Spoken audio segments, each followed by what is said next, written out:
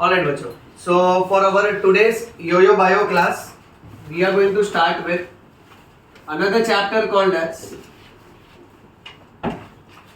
reproductive health. अब बच्चों बात ऐसी है कि हमने लास्ट लेक्चर जो चैप्टर पढ़ा था that was human reproduction. Human reproduction से ही कनेक्टेड ये नेक्स्ट चैप्टर है जिसका नाम है रिप्रोडक्टिव हेल्थ. एनसीईआरटी के हिसाब से ये सेपरेट चैप्टर है. ह्यूमन रिप्रोडक्शन अलग है और रिप्रोडक्टिव हेल्थ अलग है. बट स्टेट टेक्स्ट बुक के हिसाब से ये दोनों कंबाइन करके ह्यूमन रिप्रोडक्शन में ही दिया हुआ है.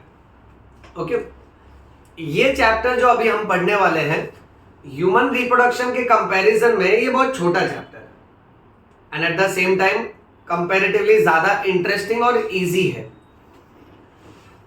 इस चैप्टर की शुरुआत में हमको कुछ शॉर्ट फॉर्म और फुल फॉर्म पता होना चाहिए. देखो बच्चों, जो एकदम ही ज्यादा जरूरी पॉइंट्स है वो मैं बोर्ड पे लिख के तुमको समझा दूंगा, बट बीच में ना बहुत सारा ऐसा ग्रामर और जनरल सेंटेंसेस हैं जो हमको एनसीईआरटी से रीड करना है. तो पहले जो मेन पॉइंट्स है वो समझा देता हूं, उसके बाद फिर हम लोग रीडिंग करेंगे बेटा. Now to begin with, chapter के स्टार्ट में हमको बताया गया है WHO के बारे में. सब लोग जानते हैं क्या फुल फॉर्म है? Yes, world health organisation. देखो, जिसको फुल फॉर्म मालूम है बहुत अच्छी बात है. तो एक कॉमन वर्ड प्ले है. जब भी वो लोग ऐसा देखते हैं तो वो लोग बोलते हैं WHO केयर्स. WHO परवाह करता है सबकी, क्योंकि उनको मालूम है WHO is world health organisation. जिसको फुल फॉर्म नहीं मालूम उसको यही चीज ये लगती है. ओके, सो WHO वर्ल्ड का बनाया हुआ एक हेल्थ ऑर्गेनाइजेशन है जहां पे अलग अलग कंट्रीज के मेंबर्स हैं. अब ये WHO हमको सिखाता है कि अगर आपको रिप्रोडक्टिव हेल्थ मेंटेन करना है तो रिप्रोडक्टिव हेल्थ में आपका 3 पॉइंट्स आएगा. आपका फिजिकल वेलबींग होना चाहिए, मेंटल वेलबींग होना चाहिए. मेंटल के बदले कई बार आपको इमोशनल वर्ड भी आ सकता है बेटा. And let's take the fourth NCERT word that is behavioural. So physical, mental, emotional and behavioural wellbeing of a person. Chapter के स्टार्ट में तो कुछ बेसिक इंट्रोडक्शन के ही पॉइंट्स हैं, बट मैं इस लेक्चर के इस पॉइंट पे ही अनाउंस कर देता हूं कि हमारा आज मेन डिस्कशन है कॉन्ट्रासेप्शन. कॉन्ट्रासेप्शन यानी मैं आपको आज के लेक्चर में यह सिखाऊंगा कि कैसे प्रेगनेंसी को रोका जा सकता है. सेक्सुअल कांटेक्ट के बावजूद भी क्या अलग अलग मेथड्स हैं जिसकी मदद से प्रेगनेंसी को प्रिवेंट किया जा सकता है. सो उस बारे में हम लोग मेन आज डिस्कस करेंगे. बट स्टार्टिंग में कैसा है, टेक्स्ट बुक के इंट्रोडक्शन में बहुत सारे शॉर्ट फॉर्म, फुल फॉर्म है. तो पहले तो ये WHO की बात याद रखना है कि कोई भी इंसान रिप्रोडक्टिव हेल्थ तब मेंटेन करेगा जब उसका फिजिकल वेलबींग यानी शारीरिक रूप से वो नॉर्मल होना चाहिए, मेंटल माइंड के लेवल पे वो नॉर्मल होना चाहिए, इमोशंस के लेवल पे वो नॉर्मल होना चाहिए और बिहेवियर के पॉइंट ऑफ व्यू वो नॉर्मल होना चाहिए. मूविंग ऑन, फिर इस चैप्टर में हमको ये बताया है. देखो, ये सारे चैप्टर्स सिलेबस में इसलिए डाला जाता है ताकि लोगों में क्या क्रिएट हो बेटा, अवेयरनेस. सो अगर हम लोग तरह तरह के न्यूज़पेपर एडवर्टाइजमेंट्स देखते हैं या फिर हम लोग टेलीविजन में एडवर्टाइजमेंट्स देखते हैं या तो हम लोग तरह तरह की मैगजीन पढ़ते हैं या अगर हम लोग रास्ते पे तरह तरह के स्किट, मिमिक्री, ड्रामा देखते हैं या एनजीओ वाले अलग अलग ऑर्गेनाइजेशंस और अलग अलग एक्ट करते हैं, सबका इंटेंशन एक ही होता है. तुम्हारे स्कूल के टीचर्स, तुम्हारे कॉलेज के टीचर्स, फैमिली मेंबर्स, रिलेटिव्स, जैसे जैसे हम बड़े होते जाते हैं हम खुद भी सीखते हैं और हमारे आजू बाजू में बहुत सारे लोग हमको सेक्स अवेयरनेस से रिलेटेड बातें बताते हैं, ताकि अगर हमको राइट नॉलेज होगा तो आने वाले टाइम में हम लोग कैसा है ना, फैमिली को अप्रोप्रिएटली मैनेज कर पाएंगे. क्योंकि रिप्रोडक्टिव हेल्थ अपने आप में बहुत इंपॉर्टेंट है. इस चैप्टर में आगे चल के स्पेशली हम लोग बात करेंगे सेक्सुअली ट्रांसमिटेड डिजीजेस के बारे में कि अगर हम लोग हमारे रिप्रोडक्शन हेल्थ में सावधानी ना रखें तो कैसे बड़ी बड़ी मुसीबतें हमारे लाइफ में आ सकती हैं। इसीलिए अवेयरनेस पे ज्यादा ध्यान दिया है। मतलब ये चैप्टर कैसा है ना, मार्क्स, एग्जाम्स, क्वेश्चन आंसर्स बाद में, सबसे पहला इंपॉर्टेंट पॉइंट है अवेयरनेस। यानी हमको एटलीस्ट पता तो होना चाहिए कि हमारे बॉडी का क्या क्या फंक्शन है और बॉडी में कौन सी बीमारियां आ सकती हैं, प्रेगनेंसी कैसे होता है और क्या करने से प्रेगनेंसी रुक सकता है। ओके, नेक्स्ट, फिर एनसीईआरटी ने हमको बताया है फैमिली प्लानिंग के बारे में। फैमिली प्लानिंग का जो प्रोविजन है वो स्टार्ट हुआ था 1951 में, इसको याद कर लो। नेक्स्ट, फैमिली प्लानिंग सबसे पहले इंडिया ने ही स्टार्ट किया, ये अच्छी बात है। We were the first country to organise family planning procedure, कि किसको कितने बच्चे पैदा करना चाहिए, 2 बच्चे के बीच में कितने साल का गैप रखना चाहिए, ये सारी बातें है ना फैमिली प्लानिंग में आती है। हाँ, no doubt India was the first country struggling with population also, that's why India felt the need कि नहीं आप फैमिली प्लानिंग करके कुछ चालू करना चाहिए, वरना लोगों का क्या प्लानिंग एकदम हवा में चल रहा है। सोचो, लेटेस्ट स्टैटिस्टिक्स के हिसाब से हम लोग चाइना से भी आगे हो गए हैं। आई होप आप लोग तक ये गुड न्यूज पहुंची है बेटा। पहले हमारा रैंक 2 था पॉपुलेशन के मामले में, अब हमारा रैंक आया है 1, बोले तो 1 नंबर। अब इंडिया पहुंच चुका। देखो, हंसो नहीं बेटा, ये क्या है मालूम है, एक उपलब्धि है। वो चीनी लोग को हराना आसान नहीं है बेटा।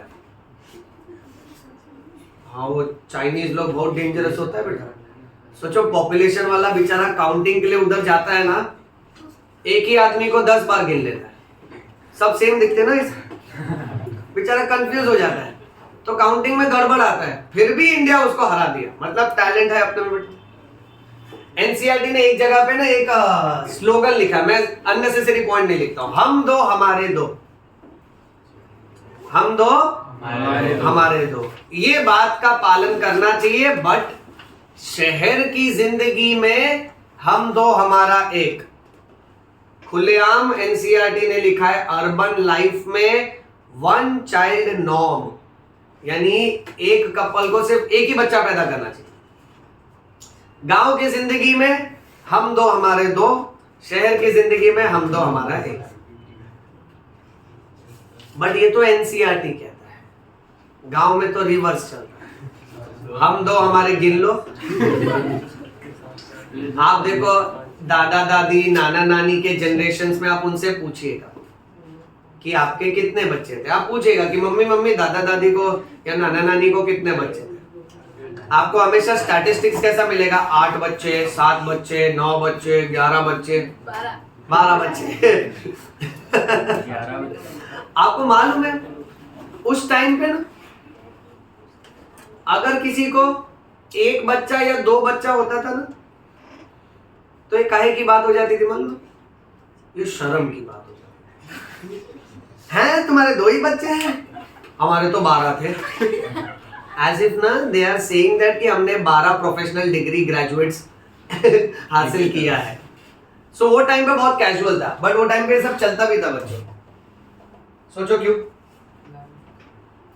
उस टाइम पे ना कैसा था कि महंगाई कम थी ना, तो ठीक था। बट आज के जमाने में सोचो, अगर आप 2 बच्चा भी प्लान कर रहे हो ना, मतलब 1 बच्चे को जन्म दे दिया, फिर आप सोच रहे हो नहीं अब और एक प्रेगनेंसी करना चाहिए, तो अवस्थी सर की ये बात याद रखना कि अगर आप सक्षम हो, अपना फाइनेंशियल स्टेटस, फैमिली को आप कितना टाइम दे पा रहे हो, वर्क प्रोफाइल, ओके, सब कुछ, अपना खुद का हेल्थ, फैमिली का हेल्थ, सब ध्यान में रखते हुए फिर आपको सेकेंड प्रेगनेंसी प्लान करना चाहिए। और अगर सेकेंड प्रेगनेंसी प्लान कर रहे हो तो 2 प्रेगनेंसी के बीच में 3 साल का गैप होना चाहिए। The minimum gap between 2 pregnancy should be of how many years? 3 years। ये जो हमारे स्टाइल में हम लोग देखते हैं ना कि इस साल एक बच्चे को जन्म दिया, अगले साल फिर प्रेग्नेंट, अगले साल फिर प्रेग्नेंट, फिर प्रेग्नेंट, फिर प्रेग्नेंट, ये धड़ाधड़ जो लड़ी लगा देते हैं ना बेटा, ये बहुत रॉन्ग होता है। इससे मदर का हेल्थ भी खराब होता है, बच्चे का हेल्थ भी खराब होता है, फैमिली मैनेज करना डिफिकल्ट हो जाता है। Everybody remember my words. The minimum gap between two pregnancies should be of how many years? 3 years. But इसमें भी याद रखना कि अगर एक प्रेगनेंसी हो चुका है और अगर आप दूसरा प्रेगनेंसी प्लान कर रहे हो तो आईने के सामने खड़े रह के खुद से पूछना कि आर यू श्योर। जैसे आप मोबाइल में एग्जिट मारता है तो कैसा वो एंड्रॉइड आपसे पूछता है आर यू श्योर। जब कुछ इंस्टॉल करता है तो कैसा आपसे पूछता है कि पक्का करना है, देख फिर बाद में बोलना नहीं। ओके, सो ऐसा ही है ना, आईने के सामने खुद से पूछना आर यू श्योर। और अगर आंसर यस आए, बहुत इंपॉर्टेंट गुरु मंत्र देता हूं, अगर आपका आंसर यस आए, जाओ मुंह धो के दोबारा शांत दिमाग से सोचो कि पक्का मुझे 2 बच्चे पैदा करने चाहिए। बिकॉज स्टूडेंट्स, मैं तुमसे शेयर करूं, अगर एक नॉर्मल डिलीवरी भी होती है ना तो फिर भी समझो कम से कम 50-60,000 रुपीज का खर्चा तो होता ही। अगर ऑपरेशन डिलीवरी हो गई ना तो 1 लाख प्लस खर्चा जाता है। हाँ, अब वो डिपेंड करता है, थोड़ा प्लस माइनस होगा डिपेंडिंग अपॉन कि कोई ज्यादा ही डिलक्स हॉस्पिटल है या फिर कोई एवरेज हॉस्पिटल है। सोचो, ये तो सिर्फ मेडिकल चार्जेस है, उसके बाद वो बच्चे के पालन पोषण, उसके एजुकेशन, बाकी सारे खर्चे होते हैं। इसलिए कहते हैं कि सबको फैमिली प्लानिंग बोलते हैं। आप प्लान कर लीजिए, ऐसा ना हो, देखो पहले प्लान करो फिर बच्चे पैदा करो, ऐसा ना हो बच्चे पैदा किए फिर प्लान करो। तो यही प्रॉब्लम होता है। मालूम है, पहले के जमाने में कोई इशू नहीं था क्योंकि महंगाई कम थी बेटा, इसलिए एनसीईआरटी ने खुलेआम लिखा हुआ है कि हम 2 हमारे 2। बट अर्बन लाइफ में मेजॉरिटी लोगों को फॉलो करना चाहिए 1 child norm. Gone other days हम 2 हमारे गिन लो, तभी होता था, इतने बच्चे होते थे उनको याद भी नहीं रहता। सम पीपल वाले हम 2 हमारे और आने दो। ओके, अब ये मामला ये जा चुका है। नाउ एक और गड़बड़ वाली बात ये है, ध्यान से सुनना। देखो कैसा होता है ना कि ये प्रेगनेंसी में अगर if in case female child है तो लोग क्या कर लेते थे, एबॉर्शन कर लेते थे। उससे रिलेटेड बात करेंगे, पहले फुल फॉर्म देख लेते हैं। RCH, reproductive and child health programme. ये सब लोग ना शॉर्ट फॉर्म फुल फॉर्म पे ध्यान दो। देखो बाकी कॉन्सेप्ट्स तो दिमाग में उतार दूंगा, कॉन्सेप्ट का कोई टेंशन नहीं है बच्चों। ओके, स्टार्टिंग में WHO था, वर्ल्ड हेल्थ ऑर्गेनाइजेशन। वो बोला कि फिजिकल, मेंटल, इमोशनल और बिहेवियर का वेलबींग होना चाहिए। फैमिली प्लानिंग 1951 में स्टार्ट हुआ। आरसीएच नाम का जो ग्रुप है ना, वो स्पेशली देखता है कि हमारा रिप्रोडक्टिव हेल्थ नॉर्मल होना चाहिए और जो बच्चा जिसका जन्म हो रहा है उसका हेल्थ नॉर्मल होना चाहिए। Okay, now coming to an important procedure बेटा, यहां देखिए, एक टेक्निक है जिसे कहते हैं एमनियोसेंटेसिस। क्या कहते हैं बेटा इसको? एमनियोसेंटेसिस। अब आपको मालूम है कि बच्चे के आजू बाजू में एक पानी होता है, इसे बोलते हैं एमनियोटिक फ्लूइड। क्या बोलते हैं बेटा इसको? Amniotic fluid. अच्छा, अब ये जो टेक्निक है ना, इस टेक्निक में देखो, सपोज फॉर एग्जांपल ये बच्चू है बेटा, ठीक है, ये ऐसे बैठा हुआ है अंदर। अब ना ये उसका अम्बिलिकल कॉर्ड, ये प्लेसेंटा सपोज। अब बच्चू के आजू बाजू में यहाँ पानी है, इस पानी को बोलेंगे एमनियोटिक फ्लूइड। क्या बोलेंगे बेटा? Amniotic fluid. अच्छा बच्चों, ये जो बच्चू है ये यूट्रस के अंदर है। अच्छा, यूट्रस के ऊपर फिर और फैट्स होंगे, कुछ मसल्स होंगे, फिर स्किन आएगा। अब जब एक मदर प्रेग्नेंट होती है तो ये एक बहुत स्पेशल रिपोर्ट है, एक तरह का टेस्ट है। जैसे ब्लड टेस्ट करवाते हैं, एक्सरे टेस्ट करवाते हैं, वैसे एमनियोसेंटेसिस टेस्ट में क्या होता है ना कि मदर के पेट के एक हिस्से को सुई मार के बेहोश करते हैं, पतला सा सुई मार के। फिर क्या करते हैं, उससे थोड़ा मोटा वाला सुई लेते हैं और वो सुई है ना मदर के पेट में पेनिट्रेट करते हैं। बट जब ये किया जाता है ना, तब डॉक्टर बाजू में एक मशीन चालू रखता है जिसे सोनोग्राफी मशीन बोलते हैं। आप सब जानते हैं सोनोग्राफी के बारे में? प्रेगनेंसी में सोनोग्राफी, अल्ट्रासाउंड कराना पड़ता है ना बेटा। बड़ा सा कंप्यूटर जैसा मशीन होता है, वायर होता है, वो वायर को पेट पे घुमाते हैं। पहले डॉक्टर पेट पे थोड़ा जेल अप्लाई करेगा जिससे क्या है, रेजोल्यूशन और इमेज थोड़ा क्लियर रहता है। और फिर वो जब वायर घुमाता है ना तो बच्चा लिटरली ऐसा कंप्यूटर स्क्रीन में ब्लैक एंड व्हाइट दिखता है। ठीक है, अब सोनोग्राफी मशीन चालू रखा है और उसको सुई मारेंगे। और वो जो नीडल है ना, इधर ध्यान से देख, सपोज फॉर एग्जाम्पल, अब ये नीडल यहां तक पहुंचा बेटा। मुझे एक बात बताओ, डॉक्टर ने नीडल में एमनियोटिक फ्लूइड, ये पानी खींच लिया बेटा। अब ये करने के लिए सोनोग्राफी मशीन का इस्तेमाल क्यों किया? हाँ, it should be under the guidance of sonography, वरना उसको थोड़ी पता चलेगा नीडल कहां तक जा रहा है। मान लो वो नीडल मारा खींचने के लिए, तो अंदर से पानी आना चाहिए, और मान लो ब्लड आया, यानी ये तो बच्चे के अंदर गया ना नीडल। बच्चे को कितना परेशानी होगा ना, अभी तो मैं पैदा भी नहीं हुआ, ये लोग सुई मारना चालू कर दिया, राइट। इसलिए अंडर सोनोग्राफी गाइडेंस डॉक्टर बहुत कंट्रोल्ड तरीके से अपने नीडल को इंसर्ट करता है। अब साइंस ये कहता है कि ये जो पानी है ना, इस पानी को एमनियोटिक फ्लूइड बोलते हैं। इस एमनियोटिक फ्लूइड में बच्चे के स्किन के सेल्स झड़ जाते हैं, शेड ऑफ होते हैं। तो जब डॉक्टर सिरिंज में वो पानी खींच लेता है, तो उस पानी के अंदर बच्चे के सेल्स हैं। अगर बच्चे का सेल मिल गया, यानी उसका न्यूक्लियस मिलेगा। न्यूक्लियस के अंदर क्रोमोसोम्स होता है, और फिर डॉक्टर उन क्रोमोसोम्स की पढ़ाई करता है। वो क्रोमोसोम की पढ़ाई करने के बाद डॉक्टर नहीं चाहता है कि ये बच्चे को आने वाले समय में कोई जेनेटिक बीमारी हो, जैसे कि हीमोफीलिया, नंबर 2 जैसे कि Down's syndrome, number 3 sickle cell anaemia. अब देखो, लॉजिक की बात यह है कि अगर किसी बच्चे को जन्म से हीमोफीलिया हुआ, ये एक ऐसा बीमारी है जहां पेशेंट के बॉडी में क्लॉटिंग फैक्टर बनता ही नहीं है। तुम सबके ब्लड के अंदर 13 अलग अलग क्लॉटिंग फैक्टर्स हैं, 13। ये क्लॉटिंग फैक्टर्स और प्लेटलेट्स की वजह से ही तुम्हारा ब्लड वेसल अभी मेंटेन्ड है। अगर ये ना हो तो तुमको अचानक से नाक से खून, आंख से खून, खांसी, उल्टी में खून, यूरिन में खून आ सकता है। यानी तुम्हारे वैस्कुलर सिस्टम को, ब्लड वेसल्स की जो पाइप्स हैं वो, और ब्लड के फ्लो को मेंटेन करने का काम है क्लॉटिंग फैक्टर्स और प्लेटलेट्स। हीमोफीलिया एक ऐसा बीमारी है जहां पे जन्म से क्लॉटिंग फैक्टर नंबर 8 बनता ही नहीं है, उसको हीमोफीलिया ए बोलते हैं। कुछ ऐसे होते हैं जिसमें क्लॉटिंग फैक्टर 9 नहीं बनता है, उसको हीमोफीलिया बी बोलते हैं। हीमोफीलिया बी को और एक नाम दिया है क्रिसमस डिजीज, मस्त नाम दिया। सौरभ क्या नाम दिया है?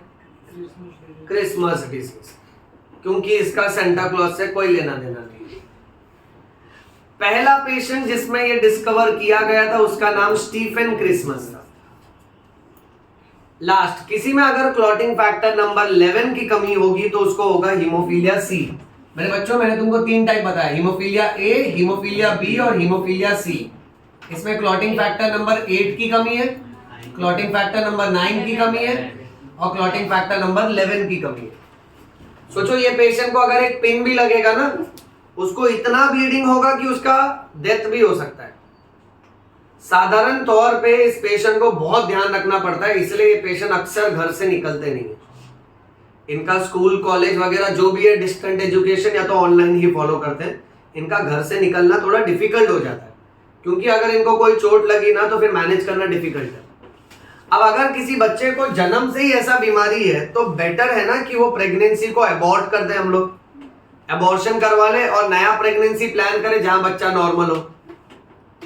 Next, downs syndrome. ये एक ऐसा डिजीज है जहां पे बच्चा मेंटली रिटार्डेड होगा, यानी दिमाग से पैदल। कौन बोला ये?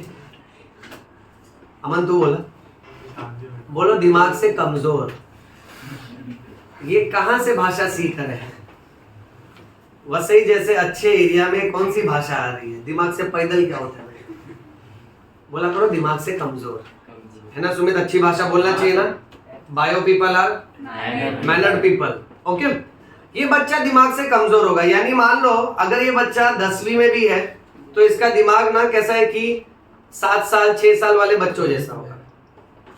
तो इसके लिए अल्टीमेटली ओवरऑल चीजें कैचअप करना डिफिकल्ट होता है। नो डाउट कुछ डाउन सिंड्रोम वाले बच्चे बहुत टैलेंटेड भी निकलते हैं, उनमें कोई और टैलेंट होता है, ड्राइंग, आर्ट्स, पेंटिंग का, कुछ और भी हो सकता है, बट ये मेंटली थोड़े रिटार्डेड होते हैं। कुछ कुछ केसेस में ऐसे प्रॉब्लम्स आते हैं, इसलिए बेटर है कि ऐसे बच्चे को जन्म नहीं देना चाहिए। सिकल सेल एनीमिया, ये सुना है दीपिका, मालूम है? सिकल सेल एनीमिया में सोचो आरबीसी गोल गोल होने के बदले कैसा हो जाएगा, सिक्कल शेप। तुमने खेत में सिक्कल देखा है जिससे फसल काटते हैं, राइट? हाँ, तो उसको सिक्कल बोलते हैं, इसीलिए इस बीमारी को बोला है सिक्कल सेल एनीमिया।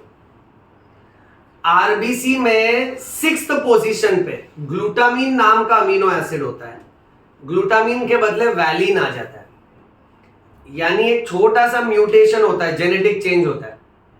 मैं ना जब जेनेटिक्स पढ़ाऊंगा तो ये सब डिटेल में कराने वाला हूं। इस चैप्टर में इसका खाली नाम है, आप एनसीईआरटी पढ़ोगे ये सब नहीं लिखा है उसमें सिर्फ नाम लिखा है। अभी एक आइडिया देते जा रहा हूं तुमको कि आरबीसी के अंदर 6th पोजीशन पे ग्लूटामीन के बदले अगर वैलिन आ जाए, सोचो एक डीएनए का टुकड़ा अगर चेंज हो जाए तो सारे आरबीसी गोल गोल होने के बदले सिक्कल शेप हो जाएंगे। अब सिक्कल शेप यानी क्रेसेंट मून शेप। देखो हाल ही में एक गाना बहुत ट्रेंडिंग पर है, तेरे वास्ते मैं हाँ चांद तोड़ लाऊं, राइट? अब अगर भाई अगर आप चांद ले आए हो, माइक्रोस्कोप में अगर आपको चांद सही में दिखा तो आपको डॉक्टर के पास जाना चाहिए, क्योंकि बायोलॉजी में चांद का मीनिंग बहुत अलग अलग है बेटा। अगर चांद सही में उतर आया ना आपके शरीर तक तो आपको डॉक्टर के पास जाना पड़ेगा। एक है सिक्कल सेल एनीमिया, दूसरा जब हम हॉर्मोन्स पढ़ेंगे तो एक बीमारी होती है जिसको बोलते हैं मून फेस। क्या कहते हैं? Moon face. वो एड्रीनल हॉर्मोन्स के इम्बैलेंस की वजह से होता है, चेहरा एकदम सूज जाता है और सूज के एकदम गोल हो जाता है। अब इस पे भी लोग डायलॉग मारते हैं, ये चांद सा रोशन चेहरा तो भाई ये हॉर्मोन्स का हेरफेर है। आप जाइए डॉक्टर के पास, फोकट चांद को मत घसीटिए ये सब में। Okay, so whenever you find RBCs which are crescent moon shape, remember that is sickle cell anaemia. अब क्या है मालूम है, कितना मस्त टेक्निक बनाया एमनियोसेंटेसिस। बच्चे के आजू बाजू में जो पानी है उसको निकालो, उसमें बच्चे के सेल्स हैं, उसके न्यूक्लियस है, उसका डीएनए है, स्टडी करो, और अगर ये बीमारी मिली तो एबॉर्शन करवा लो। अब लोगों ने ये टेक्निक का यूज करने से ज्यादा मिसयूज किया। ध्यान से सुनना, इसका मिसयूज बहुत होने लगा। लोग बोले बच्चा नॉर्मल है एबनॉर्मल है, डॉक्टर बाद में बता, पहला बताओ कि बेबी है या बाबू है, लड़का है या लड़की है, देवी है या राक्षस है। अब इंडिया ना यहाँ पे बहुत गलत करने लगा। अपने कंट्री में लोग ना बोले बीमारी बाद में, पहला जेंडर बताओ, और जैसे उनको पता चलता था फीमेल चाइल्ड है तो कौन से मामले बढ़ने लगे? Female foeticide. फीमेल फीटिसाइड यानी उस फीटस को अंदर ही अंदर मार दिया जाता था। Cide means to kill. अब बिकॉज फीमेल फीटिसाइड के केसेस ज्यादा ही बढ़ने लगे, इसीलिए फिर जाके ये प्यारे से टेक्निक पे लग गया, बैन लग गया। और आज के तारीख में अगर कोई डॉक्टर ऐसी चीजें जो बैन हो चुकी है, जहां बच्चे का जेंडर नहीं बताया जाएगा, चाहे कुछ भी हो, डॉक्टर बच्चे का जेंडर नहीं बताया, अगर डॉक्टर ने बताया हाँ उसका बैंड बच जाएगा। मुहावरा समझ रहे हो ना, बैंड बचता है बेटा, उसका तो ऑर्केस्ट्रा डीजे बच जाएगा पूरा, यानी उसका लाइसेंस कैंसिल हो जाता है। फिर सोचो वो लाइफ में आगे कभी प्रैक्टिस नहीं कर पाएगा एज अ डॉक्टर। इसीलिए हमको ये सारे के सारे कानूनन पॉइंट से ध्यान में रखना चाहिए कि ये इलीगल है। कोई भी डॉक्टर बच्चे का जेंडर उसके पेरेंट्स को नहीं बताएगा। अभी आप देखो आज के तारीख में कोई भी प्रेग्नेंट वुमेन अगर सोनोग्राफी कराने जाती है ना, तो डॉक्टर ना उससे साइन लेता है और उसके सोनोग्राफी रिपोर्ट पे लिखा रहता है कि भाई मैंने इसको कोई जेंडर बताया नहीं है, ठीक है, मैंने सिर्फ इसका सोनोग्राफी रिपोर्ट किया और डॉक्टर साइन लेता है उसका। ओके, क्योंकि कल को है ना ऐसा कोई कॉम्प्लिकेशन भी नहीं होना चाहिए, मान लो कोई पेशेंट झूठ ही बोलते हैं। ओके, इसलिए डॉक्टर सेफ्टी पे ऑन रिकॉर्ड लेने के लिए पहले उसका साइन ले लेता है। दैट पेशेंट के तरफ से लाइन लिखी होती है that I have come here to do only ultrasound of the abdomen and doctor has not told me about gender of the child, और फिर उसका साइन लेता है। ओके, बिकॉज ये सब ना बहुत नाजुक मामला है बेटा। चलिए आगे बढ़ते हैं, फिर देखते हैं देश की प्रॉब्लम, पॉपुलेशन। हाँ, अब ध्यान से देखना बेटा। पहले शुरू करेंगे पूरी दुनिया से। इन द ईयर 1900 वर्ल्ड का population was 2 billion only. World population was 2 billion only 1900 में, बाय हार्ट करो। फिर इन the year 2000 the world population, याद करते जाओ एकदम ध्यान से देखो, 100 साल में पॉपुलेशन 3 गुना बढ़ गया बेटा। तुमसे एक प्यारा सा किस्सा शेयर करता हूं। जब मैं एनसीईआरटी रीड कर रहा था फॉर द फर्स्ट टाइम, जब ये एनसीईआरटी में प्रिंट हुआ था, एनसीईआरटी में मेरे को एक चीज बहुत मजेदार लगी। एनसीईआरटी कहता है 1900 में world population was 2 billion. Language देखो, then the population rocketed to 6 billion in the year 2000। ऐसा एनसीईआरटी लिखा है। जो बच्चे एनसीईआरटी खोले हैं, दिया है ना? yes, है ना श्रेयस? Same line. क्या ग्रामर लिखा है देखो। अभी आप लोग ही समझो एनसीईआरटी कितना तीव्रता से आपसे कहना चाह रहा है कि पॉपुलेशन बढ़ा नहीं, रॉकेट जैसा उड़ा है। फिर उसके बाद कौन से साल की कहानी है? 2011। पॉपुलेशन बढ़ बढ़ के कितना गया? 7.2 बिलियन। हाँ, ओनली सब जगह इंपॉर्टेंट है क्योंकि अभी और भी बाकी है बेटा। ओके, सो शुरुआत में 2 बिलियन, फिर गया 6 बिलियन, फिर कितना गया? 7.2 बिलियन। हाँ, अब वर्ल्ड में एक मासूम सा कंट्री इंडिया। इंडिया का पॉपुलेशन वाज 35, अंडर एस्टिमेट मत करा बेटा। हाँ, 350 million in the year 1900। This was before independence. Independence कब था सौरभ? 1947। तो हम लोग 1900 की बात कर रहे हैं। तो इस टाइम तक अंग्रेज थे बेटा। अब जब अंग्रेज छोड़ गए, our population was close to 1 billion. अब हम लोग मिलियन से बिलियन तक जस्ट पहुंचे, बट 1 बिलियन टच नहीं किया। हाँ, इस बात का दुख था हमको। फिर 2011 में 1 बिलियन पार। याद करो, चलो एक क्या कॉन्ग्रेचुलेशन, चुप रहो तुम लोग, मार खाओगे, सेलिब्रेशन करो। ध्यान दो यहाँ पे, स्टार्टिंग में 350 million, this was before independence. After independence how much? Close to 1 billion. हाँ, क्लोज टू 1 बिलियन। ये भी बढ़ गया ना, राइट? देखो ये आजादी से पहले, फिर आजाद हो गए हम, 1 बिलियन तक पहुंचे, एकदम आजाद नहीं हो पाए बेटा।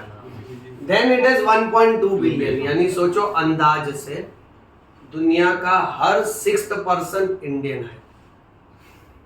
देखना, लगभग ये 7 बिलियन और ये 1 बिलियन, तो वही बात हो गई ना, 6 या 7 लोगों में से एक तो भारतीय मिलेगा हर जगह। तो हम सब जगह है बेटा। ओके, सो ये एक अच्छी बात है। हाँ, बट बुरी बात कैसा है? फैमिली मैनेजमेंट के हिसाब से। अब यहाँ एनसीईआरटी कहता है भाई इतना ज्यादा अगर पॉपुलेशन होगा तो एम्प्लॉयमेंट का प्रॉब्लम आएगा। करेक्ट है, हर चीज में कंपटीशन होगा, प्राइस राइस होगा, तकलीफें होंगी। अच्छा, next, short form full form. कई बार इसके वजह से है ना, जब भी एक मदर बच्चे को जन्म देती है तो उसका डेथ भी होता है बेटा। इसको बोलते हैं मैटरनल मोर्टेलिटी रेट। मैटरनल यानी मोर्टेलिटी, हाँ अगर पैदा होते बराबर अगर बच्चे का डेथ हो गया तो बोलने का इन्फेंट मोर्टेलिटी रेट। ये याद कर लो अच्छे से, ठीक है। कैसा होता है कि बहुत से बार डिलीवरी देखो कैसा है, जब साइंस और टेक्नोलॉजी नहीं था तब बहुत सारी मदर बच्चे को जन्म देते देते उनका डेथ हो जाता था। अभी क्या अपने पास अगर ब्लीडिंग हो रहा है तो इंजेक्शन है, स्टिचेस है, ये सब कर सकते हैं अभी हम लोग। तो कैसा अभी बहुत सारी जिंदगी बचाना हमने शुरू कर दी है। पहले MMR के केसेस ज्यादा होते थे, IMR के केसेस भी ज्यादा होते थे, maternal mortality rate and infant mortality rate. अच्छा, फिर पॉपुलेशन को ध्यान में रखते हुए अगर हम लोग पॉपुलेशन का ग्रोथ रेट देखें, यहां भी एक वैल्यू दिया एनसीईआरटी ने, देखो चेक करो 2011 में growth rate was less then how much percent?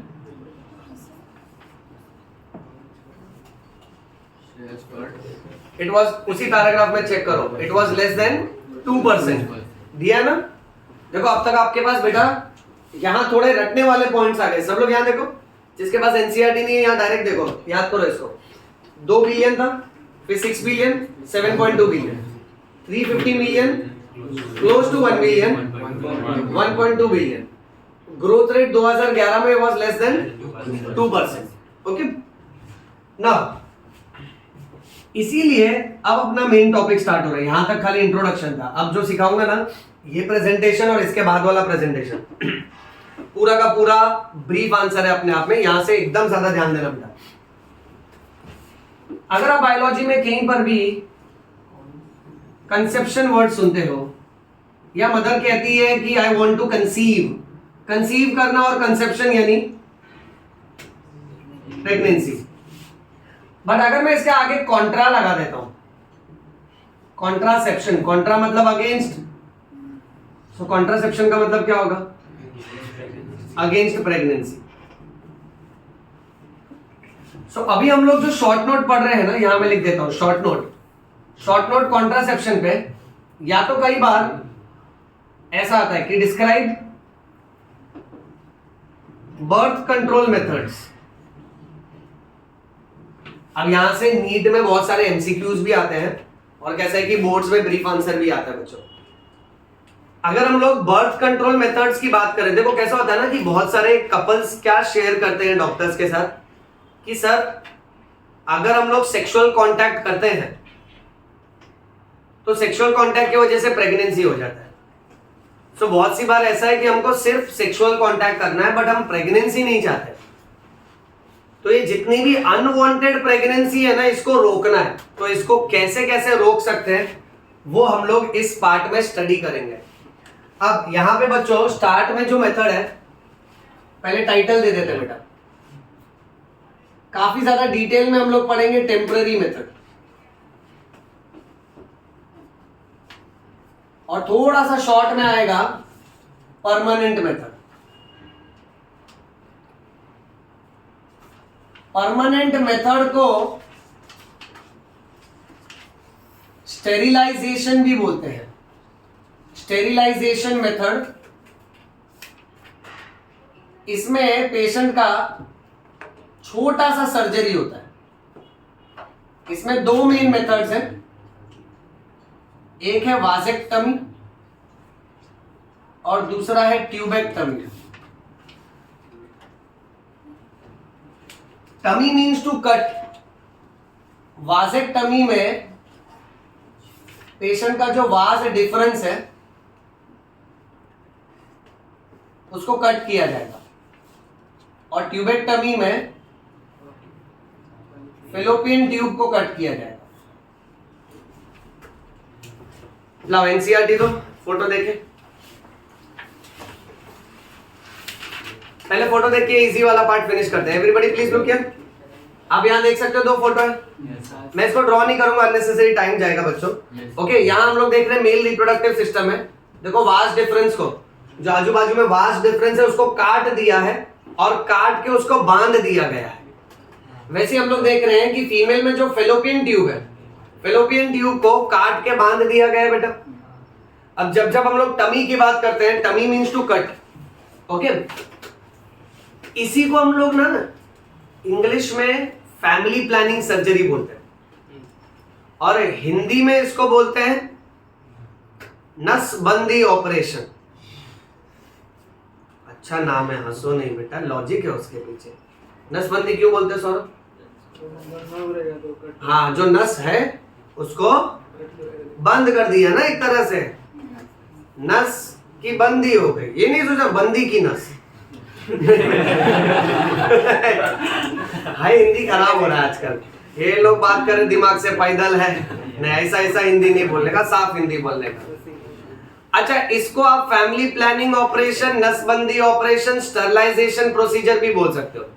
अगर कोई मेल जाके ये ऑपरेशन करवाता है तो इसको वाजेक्टमी बोलेंगे, और फीमेल जाके ये ऑपरेशन करवाती है तो इसको ट्यूबेक्टमी बोलेंगे।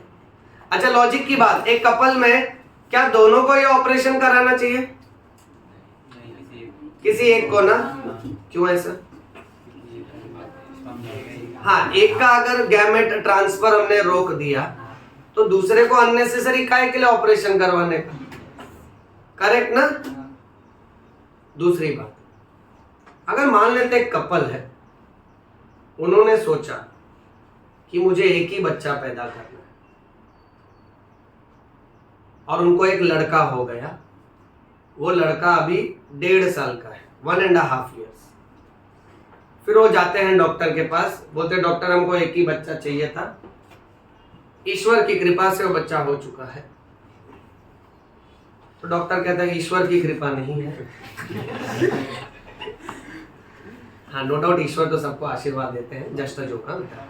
तो कोई लोग सेंटिमेंटल हो जाते हैं। ओके, अब पॉइंट ऐसा है कि डॉक्टर कहता है कि आपको जो भी ऑपरेशन करवाना ना, मैं अभी नहीं करूंगा, आप कुछ साल बाद आओ। अब इनको ऑपरेशन करवाना है जिसको कहते हैं फैमिली प्लानिंग। हस्बैंड बोलता है मैं वासेक्टमी करवाने के लिए रेडी हूं, बट डॉक्टर वो ऑपरेशन करता नहीं है। ध्यान से सुनना है, ये ऑपरेशन ना, देखो अगर ये कपल ने मान लो कर लिया, सपोज उनका बच्चा 1.5 साल का है, ऑन अ सीरियस नोट, ईश्वर ना करे अगर उसको कोई तकलीफ हो गई, वो बच्चे का अगर डेथ हो गया, तो फैमिली को अगर नेक्स्ट प्रेगनेंसी प्लान करना होगा तो डिफिकल्ट हो जाएगा ना। इसलिए इस तरह का ऑपरेशन यूजुअली उन्हीं कपल्स में करते हैं जहां बच्चे ऑलरेडी थोड़े ग्रो हो चुके हैं। ओके, तब जाके डॉक्टर को ये कंफर्म होता है कि नहीं ठीक है, बच्चे ग्रो हो चुके हैं, और कैसा है कि अब नेक्स्ट प्रेगनेंसी का क्वेश्चन थोड़ा डिफिकल्ट है। क्योंकि याद रखना, ये टेम्पररी मेथड नहीं है, परमानेंट मेथड है। यानी मेल का जो वाज डिफरेंस है उसको कट कर दिया दोनों तरफ से, और जो कट एंड है ना उसको बांध दिया गया है, तो स्पर्म ऊपर की तरफ ट्रांसपोर्ट ही नहीं हो पाएगा। वो स्पर्म अंदर ही अंदर जो ट्यूब है ना वहां पे डीजेनरेट हो जाता है, अंदर ही अंदर इट इज ब्रोकन डाउन बेटा। वैसे ही फीमेल में जो फेलोपियन ट्यूब होती है जिसको ओविडक्ट बोलते हैं, उसको कट करके कट एंड्स को बांध दिया जाता है। सोचो ये कोई बड़ा ऑपरेशन भी नहीं है, क्योंकि इसमें अल्टीमेटली छोटा सा होल करके उसमें से वो ट्यूब को बाहर निकाला जाता है, कट किया जाता है, बांध दिया जाता है। यानी बॉडी पे ज्यादा कुछ काटम कुटी, कोई स्टिचेस वगैरह भी नहीं आएगा। बहुत से केसेस में अगर आया तो हार्डली 1 या 2 स्टिचेस आते हैं। और ऐसा भी नहीं है कि ऑपरेशन को 1 घंटा 1.5 घंटा लगेगा, कोई मेजर सर्जरी चल रहा है। ये ऑपरेशन बहुत क्विक होता है, तो इसको हम लोग क्लासिफिकेशन में बोलते हैं माइनर सर्जरी। क्या बोलते हैं बेटा? हाँ, बट दिमाग में एक बात सब लोग अच्छे से सेट करो, इससे पहले मैं नेक्स्ट पार्ट पढ़ाऊं। ये कौन सा मेथड है?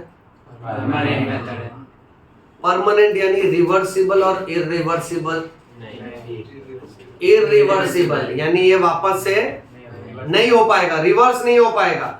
इसलिए डॉक्टर ऑपरेशन करने से पहले वापस एंड्रॉइड ऐप की तरह बिहेव करता है। सामने वाले को पूछता है आर यू श्योर, वहां बोल देता है, फिर उसको बोलता है रुको जाओ जरा मुंह धो के। ठीक है, फिर on a serious note doctor will take consent of the patient. Consent मतलब परमिशन। तो उसका मस्त ऑटोग्राफ लेगा, उसमें सब लिखा रहता है कि मैं अपने होश और हवास में अपने साउंड लैंग्वेज में इस प्रोसीजर को समझ चुका हूँ, और ये परमानेंट, ऐसा सब लिखा रहता है। क्योंकि देखो कैसा है ना, आपको थोड़ी मालूम सामने वाले का मेंटालिटी कैसा होगा। मान लो किसी डॉक्टर के पास ऐसा कोई पेशेंट आया, मान लेते विवेक गया सपोज फॉर एग्जांपल, ठीक है, अब ये गया वासेक्टमी करा लिया, अब वासेक्टमी करा ली, अब फिर 2 महीने बाद आता डॉक्टर बोलता है खोल के दे वापस। ठीक है, वापस जोड़ के दे मेरे को। तो डॉक्टर इसको क्या बोलेगा, हेलो क्या गैरेज में आएगा? हाँ, बार बार जोड़ कट कर, ऐसा थोड़ी चलता है। तो इसीलिए 100 बात की एक बात क्लियरली बोल रहा हूँ, ये कौन सा मेथड है? इरिवर्सिबल परमानेंट मेथड है। ये समझे सब लोग? विवेक समझा बेटा? जस्ट एन एग्जांपल, चिल कर यार। ओके, आगे बढ़ते हैं। नेक्स्ट, अब टेम्पररी मेथड्स बहुत सारे हैं, हाँ? सब लोग एकदम ध्यान से सुनते जाना, ठीक है? टेम्पररी मेथड्स में देखो, अब अवस्थी सर तुमको ये सिखाएंगे कि एक कपल है, उनको सेक्सुअल कांटेक्ट करना है, बट उनको प्रेगनेंसी नहीं चाहिए। Suppose for example Shivam, suppose for example Shivam college गए हैं, उनकी नई दोस्ती हुई है। शिवम बेटा सिर्फ पढ़ाई पे ध्यान दीजिए। हाँ, सपोज बड़े हो गए, डिग्री कॉलेज में गए बेटा, ठीक है, लाइफ सेट कर चुके हैं पहले। शिवम एक जिम्मेदार नागरिक है, ओके। अब सपोज फॉर एग्जाम्पल उनकी दोस्ती हुई और शिवम ये डिसाइड किए, आपस में समझौता हो चुका है कि हम लोग सेक्सुअल कांटेक्ट प्रैक्टिस करते हैं। अच्छा, जनहित में जारी, शादी से पहले सेक्सुअल कांटेक्ट नहीं होना चाहिए। इंडिया में बहुत सर्कस होता है यार। देखो कैसा है, क्योंकि अपने इसमें सेक्सुअल कांटेक्ट और शादी मतलब अल्टीमेटली 2 फैमिलीज का शादी होता है, 2 इंडिविजुअल्स का नहीं होता है। सो इसीलिए भले हम लोग मस्ती मजाक में बोल रहे हैं, बहुत एकदम सीरियसली सब लोग समझ के चलो कि शादी से पहले सेक्सुअल कांटेक्ट नहीं होना चाहिए, गलत बात हो जाती है। But let's say suppose for example, थोड़ा सीन को फास्ट फॉरवर्ड करते हैं, शिवम का शादी हो गया, अब क्या उसके पास टाइम नहीं था तो मंदिर में शादी कर लिया। ओके, अच्छा, अब पॉइंट ऐसा है कि शिवम शादी कर लिया, अब सेक्सुअल कांटेक्ट प्रैक्टिस कर रहा है, वो अभी प्रेगनेंसी नहीं चाहता है। उसने डिसाइड किया कि 5 साल बाद वो बच्चे पैदा करेगा, तब तक 5 साल वो थोड़े पैसे कमाएगा, लाइफ में सेटल हो जाएगा। तो अभी वो बच्चा नहीं पैदा करना चाहता है, क्योंकि वो खुद ही बच्चा है। हाँ, मैच्योर होना चाहता है ना। क्या हंस रहे हो तुम लोग यार, शांत रहो ना, प्रैक्टिकल एग्जांपल दे रहा हूँ। तुम्हें चुप रहे एकदम। ओके, अब देखो ना, ये जो लाइफ है, अगर कोई कपल आके डॉक्टर से कहता है कि हमको सेक्सुअल कांटेक्ट करना है, but we are against pregnancy, अभी फिलहाल प्रेगनेंसी ना हो, ऐसा कोई मेथड आप बताइए। सो डॉक्टर बोलता है यस वेलकम, बहुत मेथड है। अब आपको एक के बाद एक मैं सारे मेथड समझाते जाऊंगा, आपको जो ऑप्शन पसंद आए आप प्रैक्टिस कर सकते हैं। ये समझ रहे हैं सब लोग? Yes sir. ओके, चलो ध्यान देते हैं। पहला जो मेथड है, देखो तुम लोग बीच में हंसे ना, मैं मारेगा, हाँ, क्योंकि मेरे को हंसी आएगा। पहला मेथड है नेचुरल मेथड। विवेक, नेचुरल मेथड यानी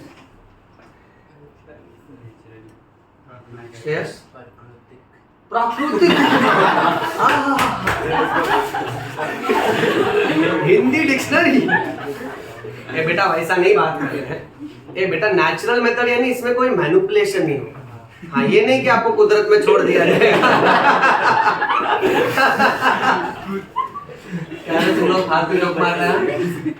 अच्छा, पहले मेथड को कहते हैं, अब ना मैं कोई क्वेश्चन ही नहीं पूछूंगा, तुम लोग कुछ भी आंसर करो। अपना ऑनलाइन फैमिली देखता रहेगा, वो भी हंसता रहेगा। अच्छा, पहला है पीरियोडिक एब्स्टिनेंस। क्या है बच्चों? अब एब्स्टिनेंस का मतलब होता है एब्सेंट। एब्स्टिनेंस का मतलब एब्सेंस। हाँ, पीरियोडिक एब्स्टिनेंस मेथड, इसका दूसरा नाम है as per the title natural method. इसका तीसरा नाम है रिदम मेथड। इसका चौथा नाम है, सर कितना नाम है इसका? हाँ, कैलेंडर मेथड। ए ध्यान से सुनो, कैलेंडर यानी वो काल निर्णय मेथड नहीं है। ओके, अब ये मेथड का नाम कैलेंडर इसलिए रखा है क्योंकि कैलेंडर के मंथ में हर फीमेल को अपना मेंस्ट्रुअल डेट याद रहना चाहिए।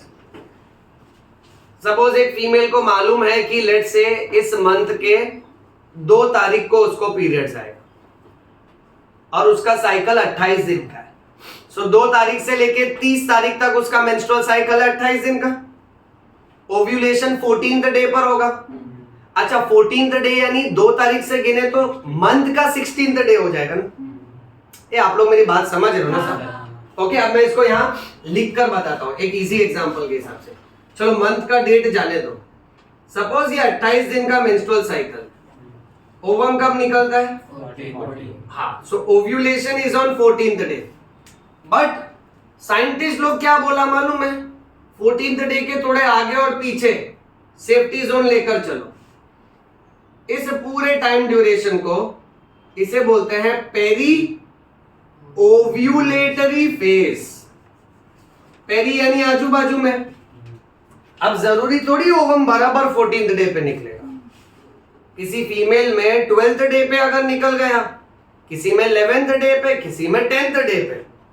However, in some females 15th day पे भी आ सकता है, 16 पे भी आ सकता है। तो साइंटिस्ट लोग बोला एक सेफ रेंज बना लेते हैं और वो सेफ जोन है 10वें दिन से लेके 17वें दिन तक। इसे कहते हैं पेरी ओव्यूलेटरी फेज। इसका दूसरा नाम है रिस्क पीरियड। इसको रिस्क पीरियड इसीलिए बोलते हैं क्योंकि अगर किसी कपल ने 10वें दिन, 11वें दिन, 12th डे, 14th डे, 15, 16 या 17th डे पे सेक्सुअल कांटेक्ट किया तो प्रेगनेंसी होने का चांस है। बट अगर कोई कपल पहले से लेके 9th डे के बीच में या 18 से लेके 28वें दिन के बीच में सेक्सुअल कांटेक्ट करता है तो प्रेगनेंसी होने का चांस कम है। लॉजिक समझ रहे हो? क्योंकि प्रेगनेंसी होने के लिए स्पर्म और ओवम कंबाइन होना चाहिए। जनरल नॉलेज मैंने पिछले चैप्टर में तुमको समझाया है कि स्पर्म की जिंदगी होती है यस, ओवम की जिंदगी होती है 24 आवर्स। अब सपोज देखो हमने मेंस्ट्रुअल साइकिल में क्या पढ़ा? ओव्यूलेशन होता है 14th डे पे। कब होता है? 14 day. ध्यान से सुनना। अमन जो है वो मेंस्ट्रुअल साइकिल के लेक्चर तक अटेंड किया था। फिर आज से मान लेते फास्ट फॉरवर्ड 10 साल बाद। ओके, डिग्री हो गया, पढ़ाई हो गया, नौकरी वोकरी पे लग गया, मस्त शादी हो गया। उसके बाद के लेक्चर उसने अटेंड नहीं किए। अब अमन को मालूम है 14th डे पे ओव्यूलेशन होता है। कौन से डे पे? 14.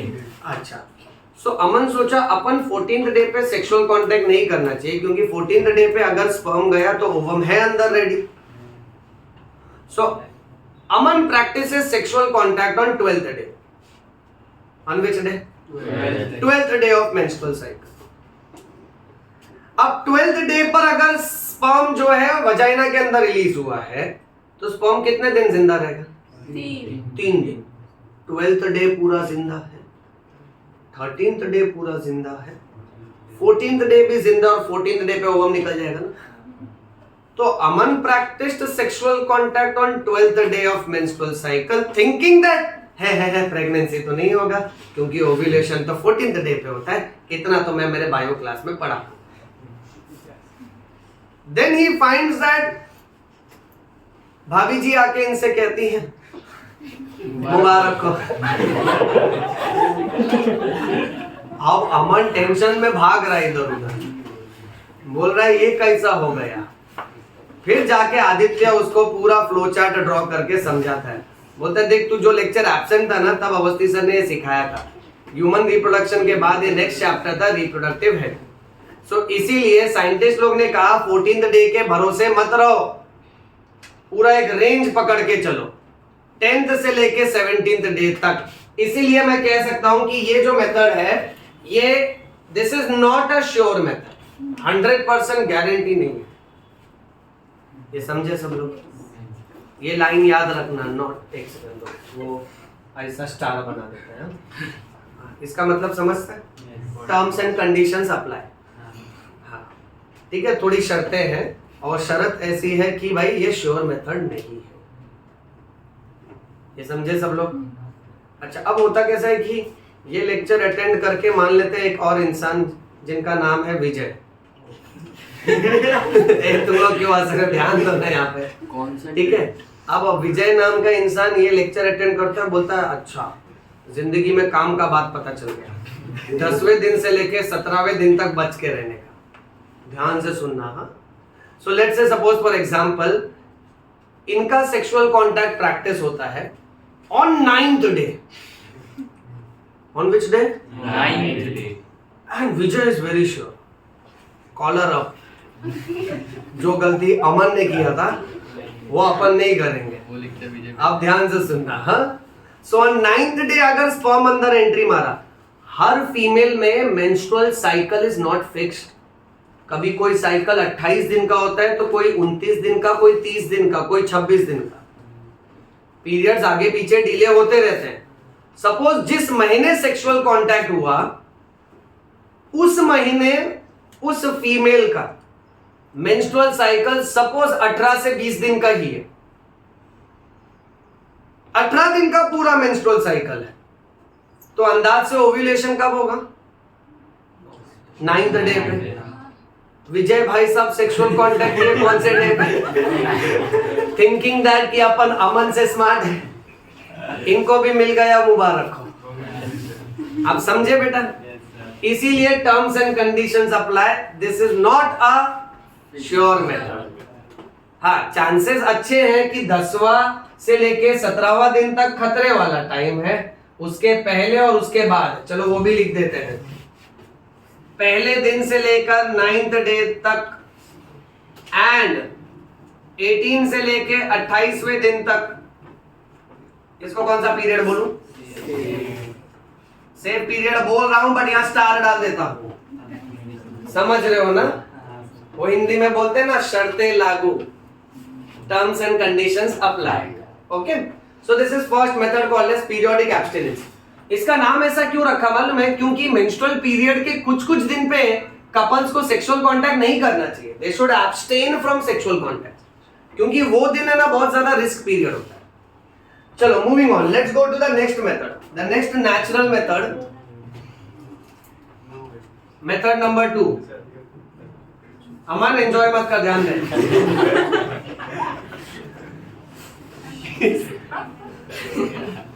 लैक्टेशनल एमेनोरिया क्या है बेटा ये? हाँ, अब ध्यान से सुनना। लैक्टेशनल एमेनोरिया बायोलॉजी के अनुसार लैक्टेशन का मतलब ब्रेस्ट फीडिंग। यहां लिख देते हैं बेटा, लैक्टेशन का मीनिंग है। कोई मुझे एमेनोरिया का मीनिंग बताओ बेटा? Absence of menses. बहुत अच्छे बेटा, वेरी गुड। अब देखो क्या होता है मालूम है, जब एक मदर अपने बच्चे को दूध पिलाती है ना, तो जब तक वो अपने बच्चे को दूध पिलाती है तब तक उस मदर को पीरियड्स नहीं आता। हर वुमेन को हर महीने ब्लीडिंग होता है वजाइना से, जिसको पीरियड्स होते हैं। बट जब वो प्रेग्नेंट होती है तो 9 महीने तक उसको पीरियड्स नहीं आएगा।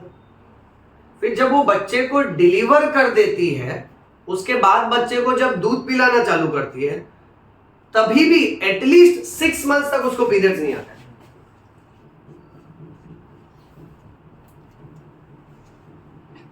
देखो यहां पर भी मैं स्टार डाल देता हूं। स्टार मतलब क्या बेटा? Terms and conditions apply. यानी ज्यादातर केसेस में ऐसा देखा जाता है, बट एक आधे एक्सेप्शन वाले केसेस भी हो सकते हैं। अब रूल ये कहता है कि हर माँ को अपने बच्चे को कम से कम 6 महीने तो दूध पिलाना चाहिए मिनिमम। मैक्सिमम वो 7 मंथ पिलाए, 8 मंथ पिलाए, that depends on the demand of the baby, that is okay. But वो जो मदर होती है ना, जो बहुत मॉडर्न होती है, जो नहीं दूध पिलाना चाहती, ऐसा नहीं करना चाहिए। एटलीस्ट 6 महीने तो बच्चे को दूध पिलाना चाहिए। उससे एक और फायदा क्या होता है, 6 महीने तक जब तक मदर बच्चे को दूध पिलाती है तो 6 महीने डिलीवरी के बाद उनको पीरियड्स नहीं आएगा। क्योंकि ये देखा जाता है ब्रेस्ट फीडिंग के हॉर्मोन्स की वजह से इस फीमेल के बॉडी में ओवम बनता ही नहीं है, यानी ओव्यूलेशन नहीं होता है। अच्छा, अब मैं तुमको एक नॉलेज की बात बताता हूं। जब एक मदर प्रेग्नेंट हो जाती है ना,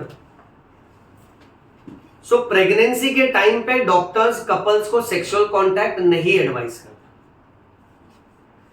देखो मान लेते हैं अगर एक वुमेन ऑलरेडी प्रेग्नेंट है, ठीक है, और फिर वाइफ और हस्बैंड में अगर सेक्सुअल कांटेक्ट हो रहा है तो पेट पे प्रेशर आ सकता है। अच्छा, वजाइना के अंदर पेनिट्रेशन के वजह से अचानक से इस बच्चे का एबॉर्शन भी हो सकता है। इसीलिए कैसा होता है कि नॉर्मली, हालांकि कुछ कुछ टाइम ड्यूरेशन पे सेक्सुअल कांटेक्ट हो सकता है, but to be on safe side, अगर एक बार एक वुमेन प्रेग्नेंट हो जाती है ना, तो 9 मंथ्स तक उनका और हस्बैंड का सेक्सुअल कांटेक्ट नहीं होगा। अच्छा, अब सेक्सुअल कांटेक्ट कब मुमकिन हो पाएगा? जब ये बच्चे का डिलीवरी हो जाएगा। तो जैसे डिलीवरी हो जाएगा, मदर का हेल्थ थोड़ा इंप्रूव हो जाएगा, मान लेते हैं 1 महीने, 2 महीने, 3 महीने में, ठीक है, फिर हस्बैंड और wife they can resume their sexual activity, they can resume their sexual life again. अब बच्चों नॉलेज की बात ऐसी है कि जब हस्बैंड और वाइफ अपना सेक्सुअल एक्टिविटी रिज्यूम करते हैं तो उसमें एक और खतरा होता है कि मान लो सेक्सुअल कांटेक्ट किया और गलती से स्पर्म का या सीमेन का एक ड्रॉप अंदर वजाइना में रिलीज हो गया, तो ये वुमेन दोबारा प्रेग्नेंट हो जाएगी, करेक्ट? तो एक तरह से तो कंटिन्यूस प्रेगनेंसी होने का चांस होता है। इसलिए नेचर क्या है ना, कुदरती तौर पे ब्रेक लगा दिया। कितने महीने का? 6 महीने का।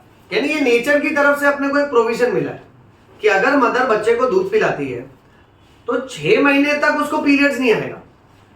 यानी 6 महीने तक अगर ये वाइफ और हस्बैंड का सेक्सुअल कांटेक्ट भी हुआ और अगर स्पर्म अंदर भी रिलीज हो गया वजाइना के, तो फिर भी वो वापस से प्रेग्नेंट नहीं होगी, at least for how many months? 6 but remember 6 months after delivery, जब वो ब्रेस्ट फीड कर रही है, इमीडिएटली आफ्टर डिलीवरी।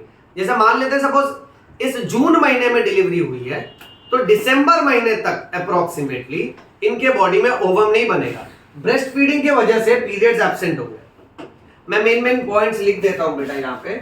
हम लोग ये नोटिस कर रहे हैं at least for 6 months and 6 months after delivery. बराबर है बच्चों?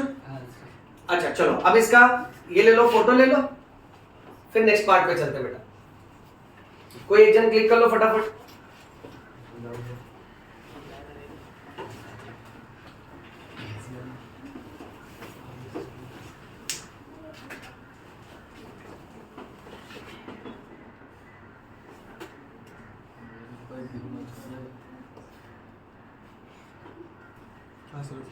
ओके, थैंक यू बेटा।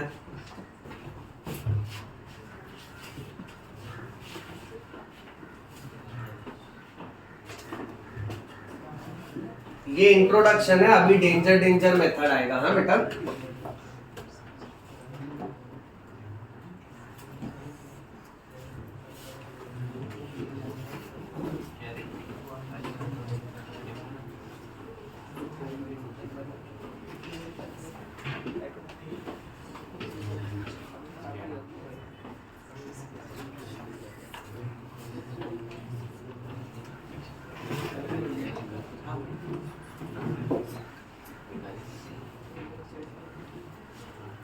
अच्छा तो अभी तक हम लोग ने परमानेंट मेथड में 2 मेथड पढ़ा बेटा, वाजेक्टमी और ट्यूबेक्टमी। मेल के लिए कौन सा मेथड है? हाँ, फीमेल के लिए? अच्छा, तुमको मालूम है बहुत से स्टेट में ना, बहुत से स्टेट में ट्यूबेक्टमी कराने पे सरकार पैसा देती है। अपने इंडिया में ही बहुत से स्टेट में ऐसा होता है। अगर आप परिवार नियोजन सर्जरी करा लो, नसबंदी ऑपरेशन करवा लो, सरकार आपको पैसा देती कि हाश एटलीस्ट एक पाइपलाइन तो बंद हुआ। अच्छा सुनो, अब मैं आपको स्टेट नहीं बताऊंगा, ऑन रिकॉर्ड आप लोग फाइंड आउट कर लो, नहीं तो क्या फिर आपका माइंड खिसक जाएगा ना कि आप नीट छोड़ो, पैसा कमाने जाते हैं। अच्छा चलो, अपना कंट्री तो छोड़ो, अपना कंट्री जैसा भी अच्छा है। देखो सारी मस्ती मजाक एक तरफ, भारत माता की जय। हाँ, रिमेंबर दैट, पेट्रियोटिज्म अपनी तरफ। वो क्या परिवार में मजाक चलता है बेटा। ओके, पॉइंट ऐसा है, आउटर कंट्रीज में मैं तुमको ये भी सिर्फ हिंट दे देता हूँ, ऐसी भी एक कंट्री है जहां पे, यहाँ कैसे फीमेल फीटिसाइड होता है, तो फीमेल का काउंट कम होता है और मेल्स का काउंट ज्यादा होता है। वन ऑफ द कंट्री में फीमेल का पॉपुलेशन इतना ज्यादा है, मेल का पॉपुलेशन कम है, कि वहां की गवर्नमेंट अगर कोई उनके कंट्री की फीमेल से शादी करता है तो उनको खर्चा देती है, रहने के लिए जगह देती है। चलो चलते, हाँ चुप रहा, लेक्चर हुआ नहीं है, चलते अभी। सो ऐसी भी कंट्रीज है जहां पे गवर्नमेंट सपोर्ट करती है, क्योंकि आप हमारे कंट्री की हमारी बेटी से शादी कर रहे हो तो हम आपको फुल सपोर्ट करेंगे बेटा। ओके, नहीं नाम नहीं बताऊंगा बेटा, फिर तुम्हारा कैसा मोटिव चेंज हो जाएगा। अब लाइफ में नीट जेई नहीं करना है, पासपोर्ट बनाओ, अब पैसे कमाने जाओ। चलिए आगे बढ़ते। ए तुम लोग गूगल कर रहे हो क्या? अब ये शांत एकदम, कैमरा रिकॉर्डिंग चल रहा है। ओके चलो सब लोग यहाँ ध्यान दो। Now let us go to method number 3। Lactational amenorrhea में 6 मंथ्स याद रखना सब लोग। Okay, method number 3 is called as withdrawal method. It is also called as coitus interruptus. बहुत भारी भारी नाम है बेटा। अच्छा चलो पहले सिंपल वर्ड से चालू करते हैं। विवेक, विड्रॉ करना यानी निकालना, जैसे कैश विड्रॉ किया यानी आपने पैसे निकाल लिए। अच्छा, अब यहाँ पे कैश विड्रॉ नहीं करना है, यहाँ पे सेक्सुअल एक्टिविटी के टाइम पे पेनिस को विड्रॉ करना है। सेक्सुअल एक्टिविटी में जब मेल और फीमेल के बीच में, ध्यान से सुनना, पेनिस जब वजाइना में एंटर करता है ड्यूरिंग सेक्सुअल एक्टिविटी, और अगर एक मेल को जस्ट ये फीलिंग आया है कि सीमेन रिलीज ही होने वाला है, तो सीमेन रिलीज होने से पहले ही मेल को अपने पेनिस को क्या करना है? विड्रॉ करना है। और जो भी कॉइटस चल रहा है, जो भी सेक्सुअल कांटेक्ट की एक्टिविटी चल रही है, उसको स्टॉप कर देना, उसको इंटरप्ट करना है। सो लेट्स से during sexual activity when the penis penetrates the vagina and the male gets the sensation that he is about to release his semen, that is ejaculation होने ही वाला है, तो ejaculation से पहले ही मेल को पेनिस को बाहर विड्रॉ करना है ताकि इंसेमिनेशन ना हो। इंसेमिनेशन यानी सीमेन का, सोचो एक छोटा सा ड्रॉप भी वजाइना के अंदर रिलीज नहीं होना चाहिए। मान लेते हैं सपोज एक सेक्सुअल एक्टिविटी में, लेट्स से सपोज एक इंसान है जिसका नाम है सुमित, सपोज फॉर एग्जांपल। बेटा मैथ्स में आप न्यूमेरिकल्स पढ़ते हो ना, सम्स पढ़ते हो ना, तो उसमें कैसे हाइपोथेटिकल नाम आते हैं बेटा, सो हम लोग भी ऐसे हाइपोथेटिकल नाम ले रहे हैं बेटा, ठीक है। अब एक इंसान है सुमित, उनका नया नया शादी हुआ है, सो उनसे विवेक नाम का उनका मित्र पूछता है हाउ इज द जोश, बोलता है हाय सर।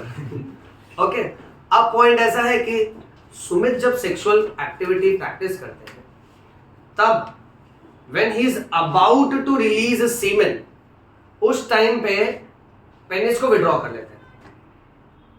सीमेन का एक छोटा सा ड्रॉप वजाइना के अंदर रिलीज होता है और मेजॉरिटी सीमेन वजाइना के बाहर रिलीज होता है। फिर सुमित अपने मित्र विवेक को बताते हैं कि यार एक थोड़ा सा ही ड्रॉप वजाइना में रिलीज हुआ। विवेक बोलता है तू तो गया, तूने बायो की क्लास में ध्यान नहीं दिया, थोड़े से ड्रॉप में भी स्पर्म्स मिलियंस में होते हैं। सुमित इज लाइक अब क्या करूं, ऐसा कोई जादू या ब्लैक मैजिक है क्या? सो विवेक उसको अवस्थी सर का नंबर भेज देता है, बोलता है तू अब अवस्थी सर से बात कर, तेरा शायद प्रॉब्लम का सोल्यूशन हो जाएगा। अब यहाँ गड़बड़ क्या हुआ मालूम है? कोइटस इंटरप्टस ये कहता है कि सोचो यहाँ पे मेन एक्यूरेसी किसका होना चाहिए, फीमेल का कि मेल का? मेल का। ये मेथड पूरा मेल पे डिपेंडेंट होता है और अक्सर ना फीमेल से यही मिस्टेक हो जाती है। ओके, जब कोई सेक्सुअल कांटेक्ट प्रैक्टिस करता है ये सोच के कि प्रेगनेंसी ना हो, ओके, सो फीमेल मेल पे डिपेंडेंट होती है कि स्पर्म जो है वजाइना के अंदर रिलीज नहीं होना चाहिए, बट सेक्सुअल एक्टिविटी के टाइम अगर थोड़ा सा भी स्पर्म वजाइना के अंदर रिलीज हुआ तो उसके वजह से कॉम्प्लिकेशंस होता है। ये मेथड यही कह रहा है कि आपको पेनिस को टाइम से पहले ही विड्रॉ करना है। और आपको टाइम के बारे में कैसे पता चलेगा? सेंसेशन आएगा। देखो जब यूरिन आने वाला रहता है पता चलता है ना कि डायरेक्ट यूरिन हो जाता है। हाँ, तो यहाँ पे ना देखो वो जो मेल्स होते हैं ना जो ऐसा एक्सक्यूज देते हैं, अरे यार मुझे मालूम ही नहीं पड़ा, आई एम सॉरी। क्या सॉरी? किस बात का सॉरी? तो ये बहुत बुरा होता है बच्चों कि अगर मेल और फीमेल के बीच में सेक्सुअल कांटेक्ट है शादी से पहले और अगर वो प्रेग्नेंट हो गई, believe me my dear boys and girls, ऐसे में सबसे पहले the boy will fly away. ठीक है, और सारा का सारा ब्लेम और सारा टॉर्चर किसको सहन करना पड़ेगा? लड़की को। इसीलिए वापस से on a very serious note let me tell you, शादी से पहले सेक्सुअल कांटेक्ट नहीं होना चाहिए बच्चों। That's why we are learning this chapter, ताकि हम लोग दूसरों की गलतियों से सीखें, अलग अलग मेथड से भी सीखें क्या सही है क्या गलत है। इनफैक्ट चलो मैं तुमसे एक और किस्सा शेयर करता हूं, रियल लाइफ किस्सा, बट उसको एकदम शॉर्ट में थोड़ा मॉडिफाई करके बोलता हूं। आजकल देखो हम लोग ये ट्रेंड देखते हैं ना बच्चों, ये प्री वेडिंग शूट ये सब होता है, करेक्ट है? उसमें लोग फैंसी फैंसी फोटोज खिंचाते हैं। अच्छा ये फोटोज क्यों खिंचाते हैं? Memories, very good. अच्छा वो मेमोरीज मतलब अगर मेमोरी ही है तो खुद के पास रखे ना उसको, या तो अपने मन में रखे। फोटो खिंचाने का क्या जरूरत है? यू गॉट माय पॉइंट ना? Let's say suppose for example अगर प्री वेडिंग मेमोरी ही है तो आप जाके घूम कर आओ ना, फोटो खिंचाने का क्या जरूरत है? आप घूम के आओ, जो समय है जो आनंद है वो आपके दिमाग में फिक्स्ड है। तो विवेक बताओ फोटो क्यों खिंचाते होंगे लोग? दूसरों को दिखाने के लिए। यस, मालूम आजकल ऐसा ही हो गया। आप देखो कि ये लोग खुद के हैप्पीनेस के लिए नहीं कर रहे हैं, इसका मेन इंटेंशन क्या रहता है? दूसरे को दिखाने के लिए कि हम इतना ग्रैंड कर रहे हैं। होता है ना ऐसा शो ऑफ, सोशल मीडिया तो यही होता है, करेक्ट है? अच्छा अब यहाँ पे सुमित ध्यान से सुनो, इंपॉर्टेंट सीरियस बाद में जोक मारते रहो। ओके, अब पॉइंट ऐसा है कि अगर प्री वेडिंग शूट होता है, now I must tell you that कि ये सब ना जितना हो सके नहीं करना चाहिए। शादी और रिलेशनशिप जैसा हमारा कल्चर है ना, इंडियन कल्चर, जो भी आपका रिलीजन है कल्चर है उसके अनुसार ही करो, क्योंकि परिवार के जो बड़े बोलते हैं ना वो हमसे ज्यादा दुनिया देखे हैं, वो ज्यादा एक्सपीरियंस्ड है। ये देखो ये उनके टाइम पे तो था नहीं, अभी हाल ही में ज्यादा होने लगा है। सोचो ऐसे बहुत किस्से हुए हैं जिसमें से one of the case was जहाँ पे प्री वेडिंग शूट होता है। ठीक है, प्री वेडिंग शूट्स में बहुत खर्चा होता है, शादी फिक्स हो जाता है, शादी के हॉल बुक्स हो जाते हैं, ठीक है, और कार्ड्स वगैरह छप जाते हैं, सब हो जाता है। प्री वेडिंग शूट्स के फोटोज भी आ जाते हैं, उसमें से कुछ फोटोज थोड़े इंटीमेट भी होते हैं। इंटीमेट यानी थोड़े क्लोज पकड़ के, ठीक है, कीपिंग आर्म्स अराउंड, ठीक है, और keeping the hand around the waist, ऐसे ऐसे फोटोज होते हैं उसमें थोड़े।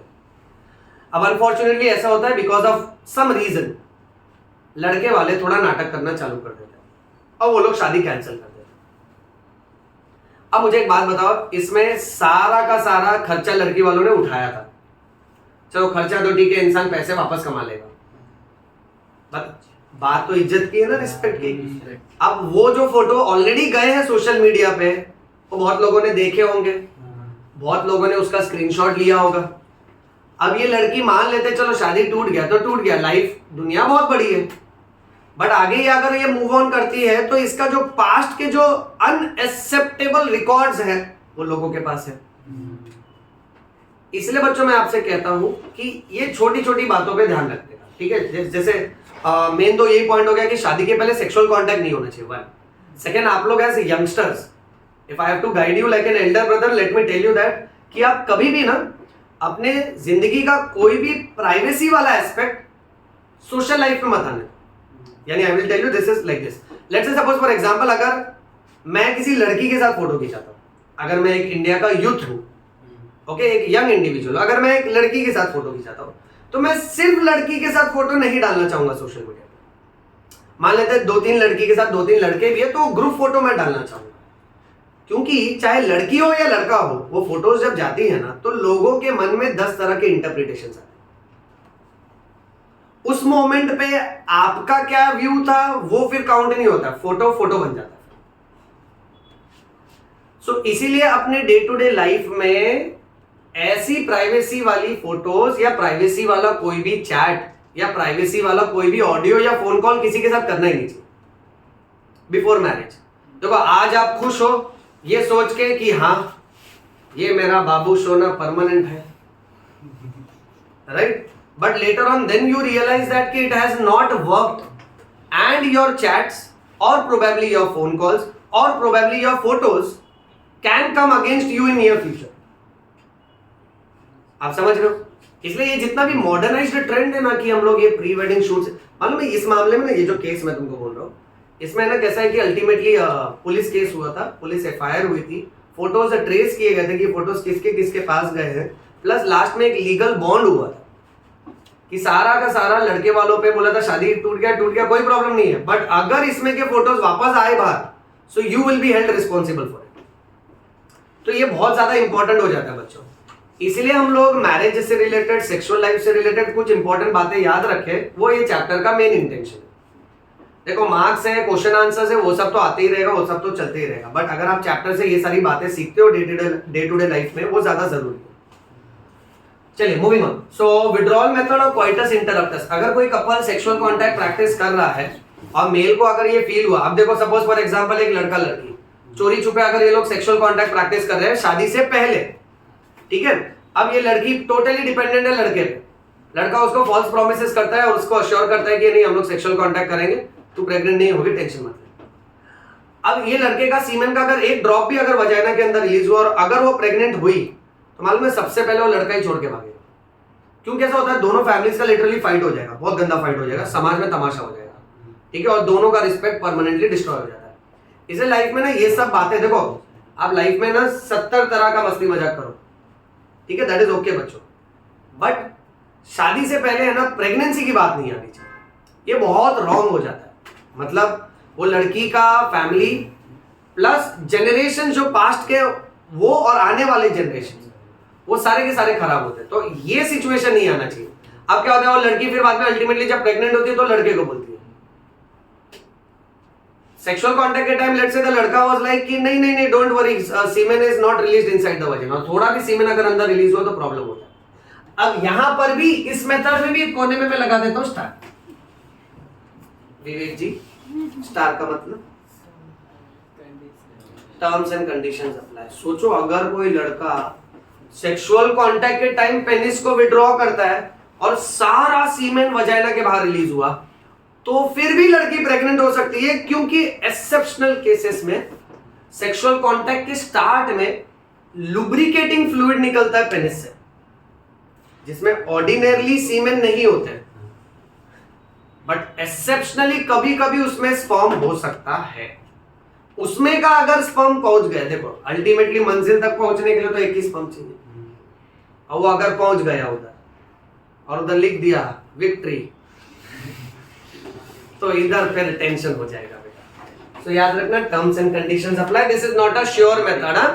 ओके सर, तो एक काम करो ना, श्योर मेथड बताओ ना। आप तो रुको बेटा, देखो कैसा एनसीईआरटी का जो फ्लो है उसके हिसाब से ही चलेंगे। ओके, अब नेक्स्ट टाइटल पे चल रहे हैं।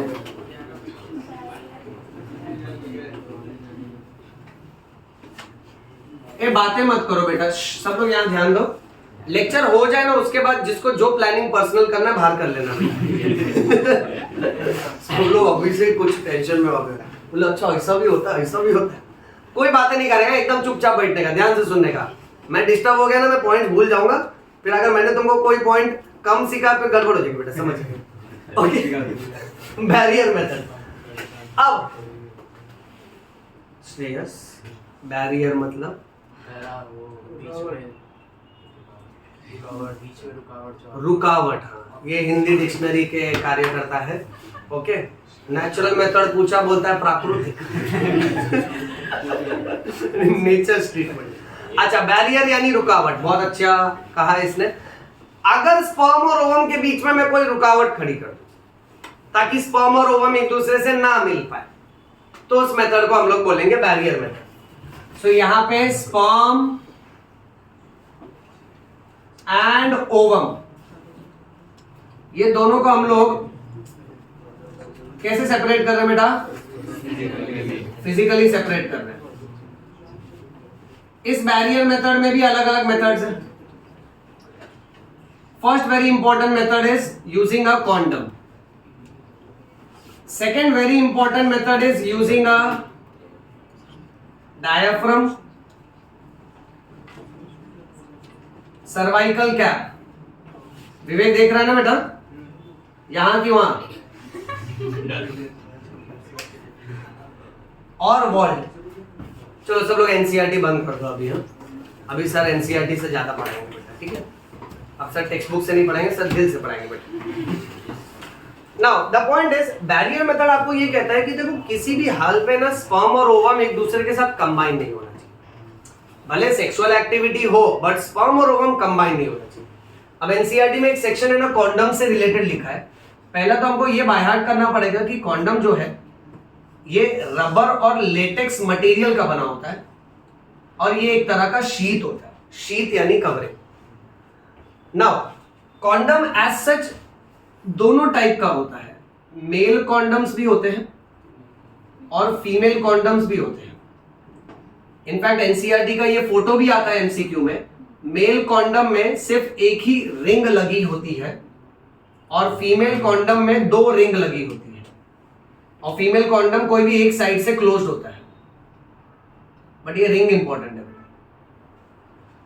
अब पॉइंट ऐसा है कि कॉन्डम एक स्पेशल मटेरियल है, रबर और लेटेक्स, और इसे यूजुअली रिप्रोडक्टिव ऑर्गन्स के ऊपर कवर किया जाता है ताकि रिप्रोडक्टिव ऑर्गन का कोई भी फ्लूइड दूसरे रिप्रोडक्टिव ऑर्गन में ना जाए. अब मेल और फीमेल कॉन्डम में से फीमेल कॉन्डम मार्केट में इतना सक्सेसफुल नहीं हुआ क्योंकि फीमेल कॉन्डम को अगर फीमेल रिप्रोडक्टिव सिस्टम के अंदर इंसर्ट किया जाता है, अगर उसको वजाइना से इंसर्ट किया जाता है, तो when a female will self insert it inside vagina, तो उनको नजर तो नहीं आएगा कि ये कितना अंदर तक गया और प्रॉपरली प्लेस हुआ है कि नहीं. बिकॉज इसका आइडिया ऐसा है कि जो बंद वाला एंड है वो यहां आके अटकना चाहिए और जो ओपन एंड है वो बेसिकली यहां होता है.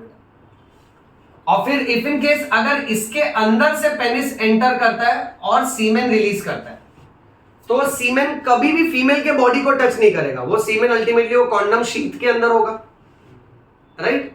बट आप इमेजिन करो कि यही फीमेल रिप्रोडक्टिव सिस्टम अगर ये कॉन्डम अंदर जाके सपोज डिसलोकेट हो गया, ओके, और लेट्स से इसका रिंग ड्यूरिंग सेक्सुअल कॉन्टैक्ट थोड़ा शफल हो गया और पेनिस का सीमेन यहां से रिलीज हुआ, गड़बड़ हो जाएगा ना. सो इसलिए फीमेल कॉन्डम मार्केट में सक्सेसफुल नहीं है. इसलिए मार्केट में ज्यादातर कॉन्डम जो हम लोग देखते हैं वो कौन से होते हैं? मेल कॉन्डम होते हैं. अब मेल कॉन्डम में बेस्ट बात क्या है कि male condom it is going to cover the penis. अब पेनिस की बनावट कैसी है कि पेनिस एक शरीर से बाहर की तरफ उगने वाला रिप्रोडक्टिव ऑर्गन है. It is an outwardly growing reproductive part.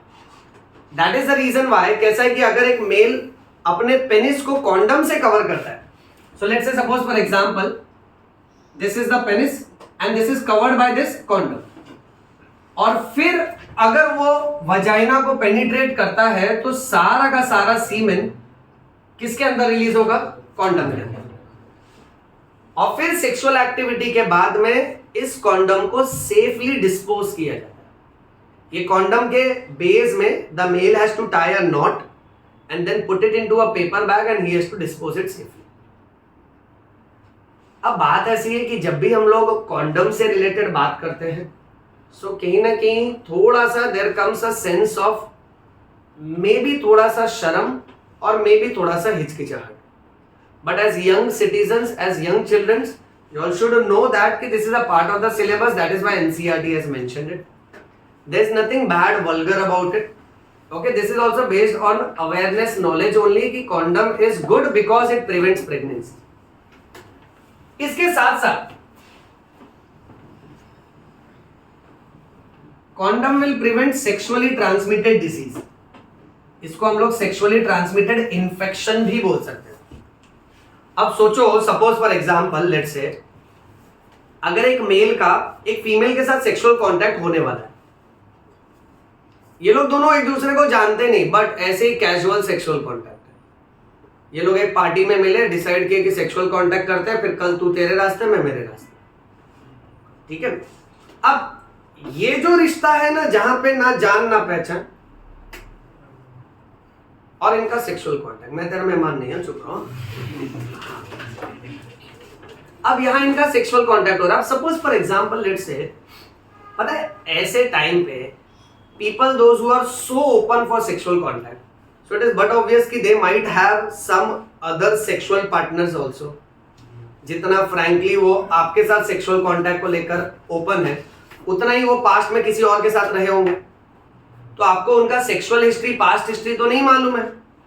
अब suppose let's say अगर वो female को HIV AIDS है और अगर आपने उसके साथ sexual contact कर लिया, so HIV AIDS फैल जाएगा, आपको भी हो जाएगा। इसलिए अगर ऐसा कोई रिश्ता है जहां पे आपको सेक्सुअली ट्रांसमिटेड डिजीज का डर या खतरा है, आपको नहीं मालूम है कि ये इंसान कौन है और मैं इसके साथ कितने टाइम तक रहूंगा, सो बेटर है प्रेगनेंसी भी रुकेगा, सेक्सुअली ट्रांसमिटेड डिजीज भी रुकेगा। सो बेटर है कि male should use a condom which is a fantastic barrier method. ये समझा सबको? बट इधर भी मैं स्टार लगा देता हूँ बेटा। प्रथम स्टार मतलब क्या बेटा? Terms and conditions apply. हाँ, ये मत सोचना स्टार यानी चमकता हुआ ब्रांड होगा कोई। See whenever it comes to condom, country like India, it is very difficult to talk, and for teachers it is all the more difficult to talk, plus on record also, you know, because कैसा है, लोग जज करते हैं। देखो कैसा है, कई बार हमारे शब्दों को गलत तरीके से इंटरप्रेट किया जाता है, बट अपना इंटेंशन वैसा नहीं होता। एंड प्लस इंडिया में कैसा है ना कि एक थोड़ा ऑकवर्डनेस होता है, बट कॉन्डम कुछ बुरा नहीं है। इसीलिए पता है स्कूल सेक्शंस के बुक्स में भी कॉन्डम मेंशन होता है जब भी हम लोग कॉन्ट्रासेप्टिव्स की बात करते हैं। हाँ, वो बात अलग हो जाता है, स्कूल का टीचर खुद नर्वस रहता है तो स्किप मार देता है, वो लाइन पढ़ता ही नहीं है, और हम दोस्त को देखो कपची मार। पिछले 3 लेक्चर से इसलिए तो बैठा था कि आज ये और गापची मार के चैप्टर ओवर बोल दिया। So my dear students, remember कि इसमें ऐसा कुछ मतलब क्यूरियोसिटी और ऐसा कुछ नया नहीं है। हाँ, सेम चीज कैसा है ना, सबसे बुरा तो तब होता है जब आप घर पे बैठे हो अपने फैमिली के साथ और टीवी पे कॉन्डम का ऐड आता है। गजब। फिर आप सबसे पहला रिमोट ढूंढता है, रिमोट किधर? किस्मत, अगर आपको रिमोट मिला भी तो पे भी उस टाइम पे वो चेंज ही नहीं होता है ना, कितना ऑकवर्ड लगता है ना। फिर हम भी बहुत मस्तीखोर बच्चे होते हैं, हम वो रिमोट उड़ा के भाई को दे देते हैं। मम्मी ये देख क्या देख रहा है। इंडिया में दिस वन इज अमेजिंग, मतलब कॉन्डम का ऐड आया और इफ यू गेट ट्रैप तो आप तो ऐसे देख रहे हो जैसे आपको मालूम ही नहीं। अगर रिमोट है भी नहीं and you are forced to watch it, आप ना दाएं देख सकते हो ना बाएं देख सकते हो, या मम्मी बैठी या पापा बैठे या रिलेटिव्स बैठे तो सब बस 2 मिनट का साइलेंस हो जाता है। Now see what happens is, India में ना मतलब देखो कॉन्डम से रिलेटेड बात करना थोड़ा डिफिकल्ट होता है, but it is just a part of knowledge. अब लोग ना ऐसा वल्गैरिटी से जोड़ के रखा है कि सड़क पे सोचो, अगर आप जाके किसी को अच्छा कैंपेन करो, सौरभ आप रोड पे जाके लोगों को बोलो कि किडनी डोनेट करो, आइस डोनेट करो, ब्लड डोनेट करो, कोई नहीं आएगा। आप है ना इधर बाजू में जाके ड्रीम मॉल के बाजू में जाके कॉन्डम चिल्लाओ, बहुत पब्लिक आ जाएगा। मॉरल ऑफ द स्टोरी, अच्छा संदेश दो, कुछ सुनता है। और ये वर्ड इतना खराब हो चुका है ना कि लोग तुरंत अट्रैक्ट हो जाते हैं। अच्छा, बट देखो ना कॉन्सेप्ट कितना विचित्र है ना बच्चों, यहाँ कॉन्सेप्ट कितना ऑपोजिट है कि इसके बारे में बात करने में इंडिया में इट्स लाइक कि गाली दे दिया करके कि तुम कोई गुनाह कर दिया। इनफैक्ट ये टॉपिक क्या बोल रहा है, उल्टा इसका बात करो तो प्रेगनेंसी नहीं होएगा, आपका हर कैजुअल सेक्सुअल कॉन्टैक्ट प्रेगनेंसी में नहीं कन्वर्ट होगा। यानी इन कंट्री जहां पे ये एकदम डिबेटेबल टॉपिक हो जाता है कि कैसा आजकल का बच्चा लोग कॉन्डम का बात किया, अरे क्यों नहीं करेगा, बच्चा लोग नहीं करेगा तो बूढ़ा लोग करेगा। The kids of today should know about condom. They should be absolutely free with respect to this topic कि भाई this is absolutely safe.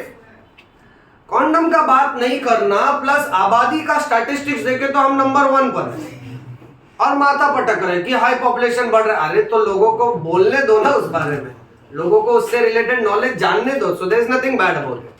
Plus ये जो पॉइंट लिखा है, सोचो प्रेगनेंसी तो रोक रहा है, सेक्सुअली ट्रांसमिटेड डिजीज भी रोक रहा है।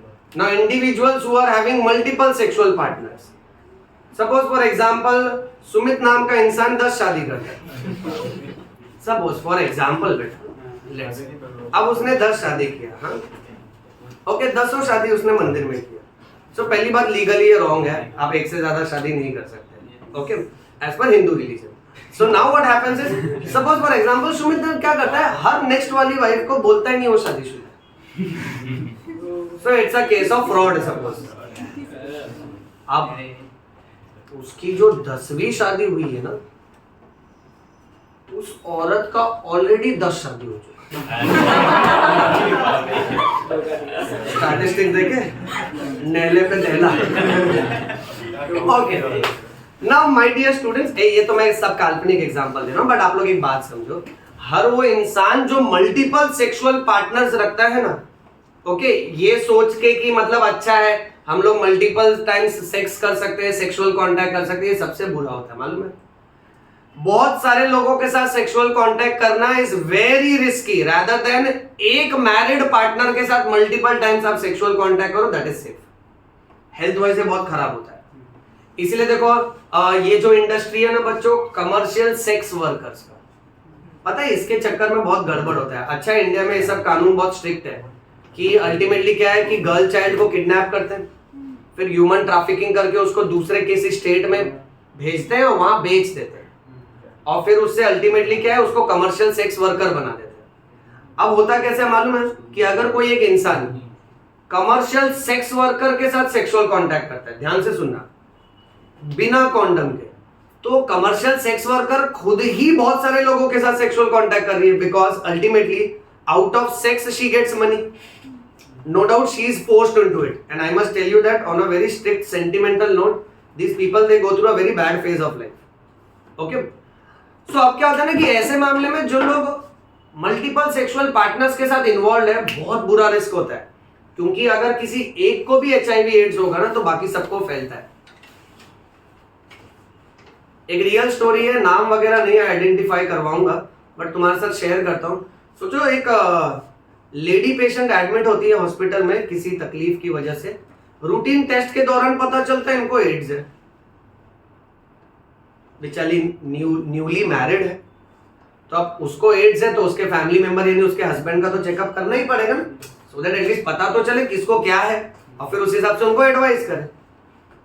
सो husband is not ready to do the test, saying that मैं नॉर्मल है। डॉक्टर लाइक वाह you have got X-ray eyes, तुम खुद का ही एक्सरे मार लिया, अंदर देख लिया, ठीक है, तुम्हारा ब्लड टेस्ट करना पड़ेगा, पता चलेगा फिर।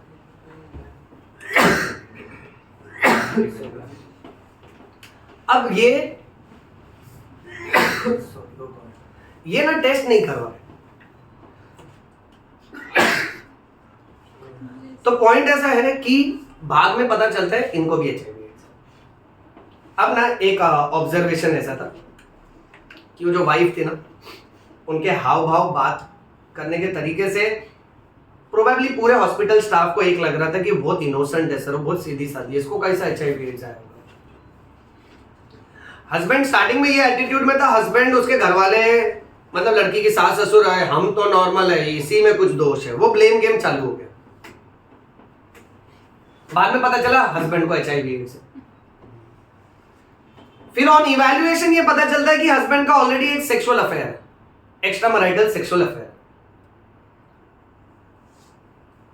अब ना आश्चर्य वाली बात यह है कि ये इंसान जस्टिफिकेशन क्या बढ़िया दिया है, बोलता है डॉक्टर मेरा बस एक ही अफेयर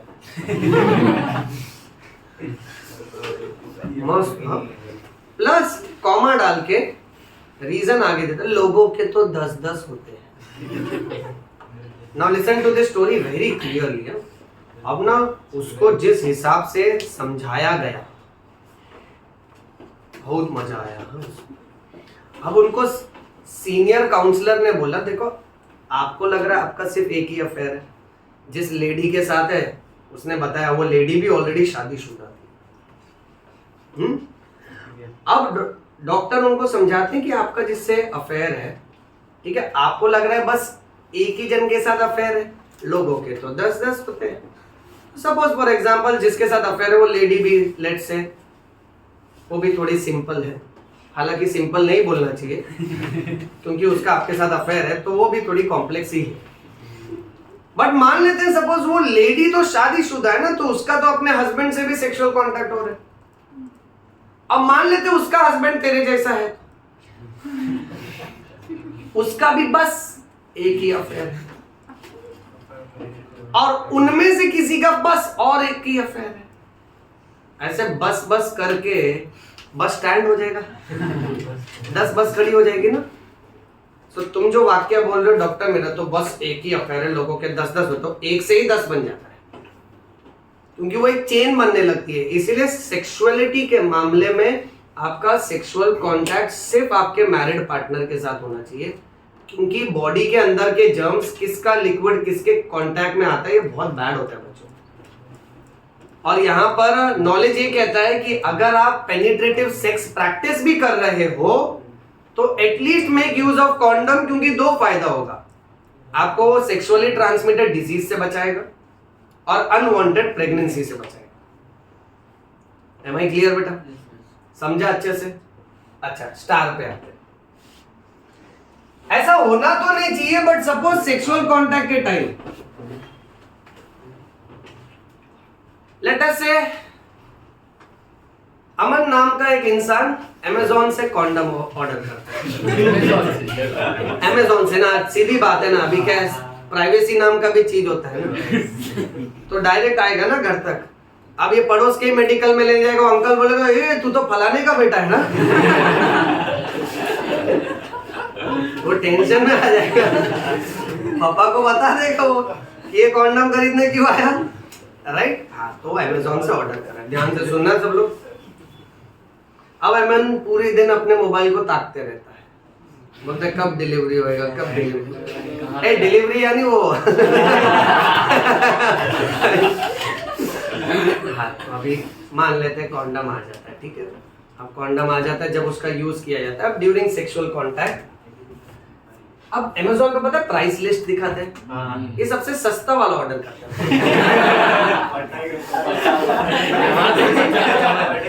अब वहां पे माइक्रोस्कोपिक टेयर हो जाता है और उस टेयर की वजह से सीमेन लीक हो जाता है। अमन गया कौन बोल रहा है? बैड लैंग्वेज है, ऐसा नहीं, उल्टा छोटा अमन आया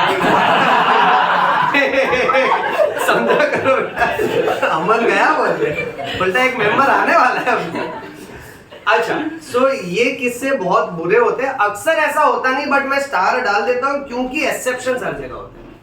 अगर सेक्सुअल कांटेक्ट के टाइम पे अगर कॉन्डम में टेयर हो जाता है या कॉन्डम में माइक्रोस्कोपिक होल है तो प्रेगनेंसी हो जाएगा बेटा, और सेक्सुअली ट्रांसमिटेड डिजीजेस का रिस्क भी रहता है। That's why again we will come back to the same sentence, though this is much better method than natural method, but इसमें भी फेलियर चांसेस होते हैं। एम आई क्लियर बेटा?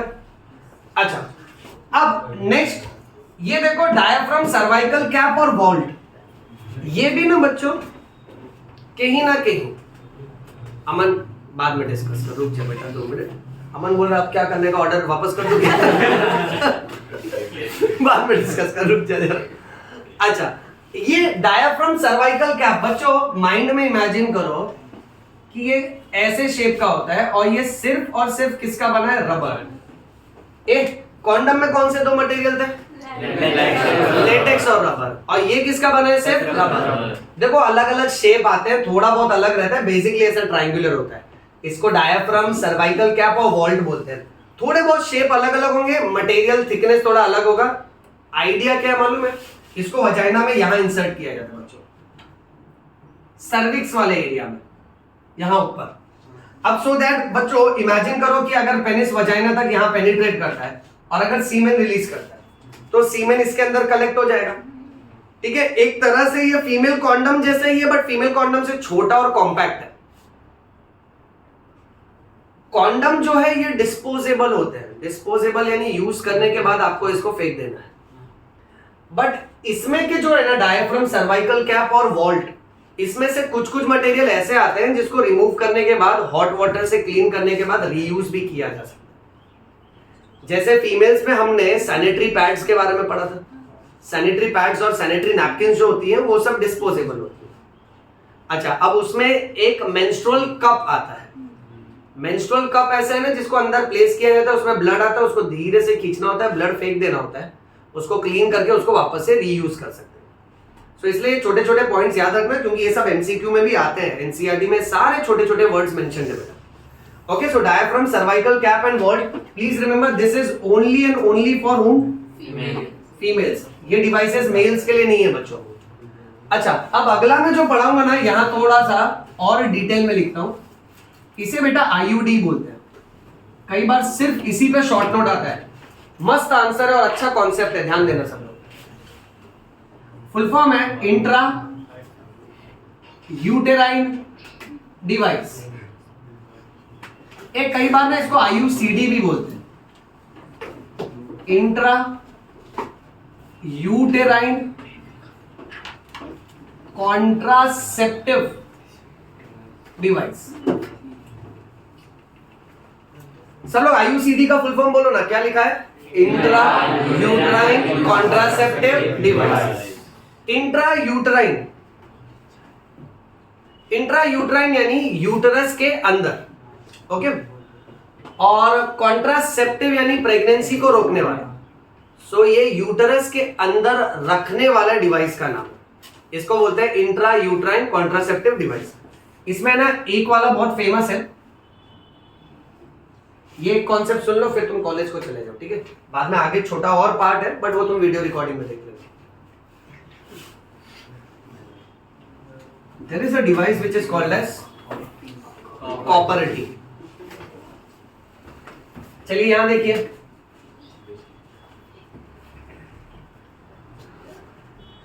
अब कॉपर टी का सीन ऐसा है बच्चों, ये ना टी शेप का होता है ऐसा, और नीचे ना थ्रेड होता है।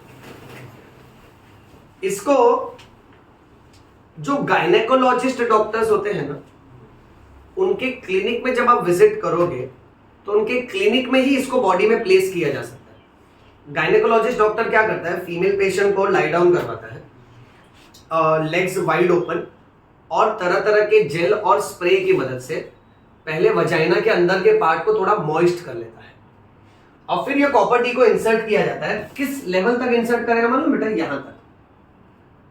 थोड़ा मन में अब पिक्चराइजेशन करो।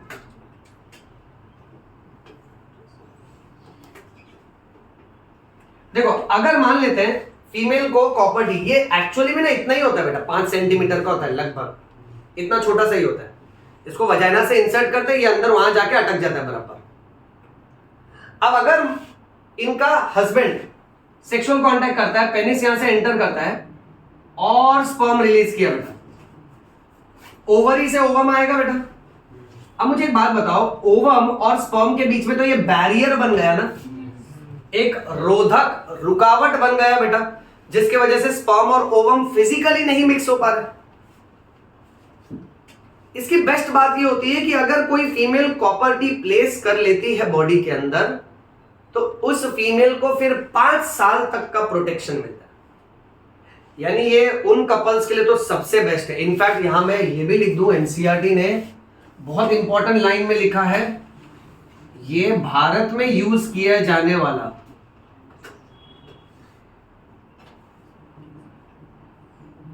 मोस्ट वाइडली एक्सेप्टेड मेथड है बेटा। एमसीक्यू आता है सेम लाइन पे, ठीक है? सबसे ज्यादा एक्सेप्ट किए जाने वाले मेथड का नाम है आईयूडी, इंट्रा यूट्राइन डिवाइस। अब इसको अगर एक बार अंदर रख दिया ना, तो फीमेल को 5 साल तक का प्रोटेक्शन मिलता है।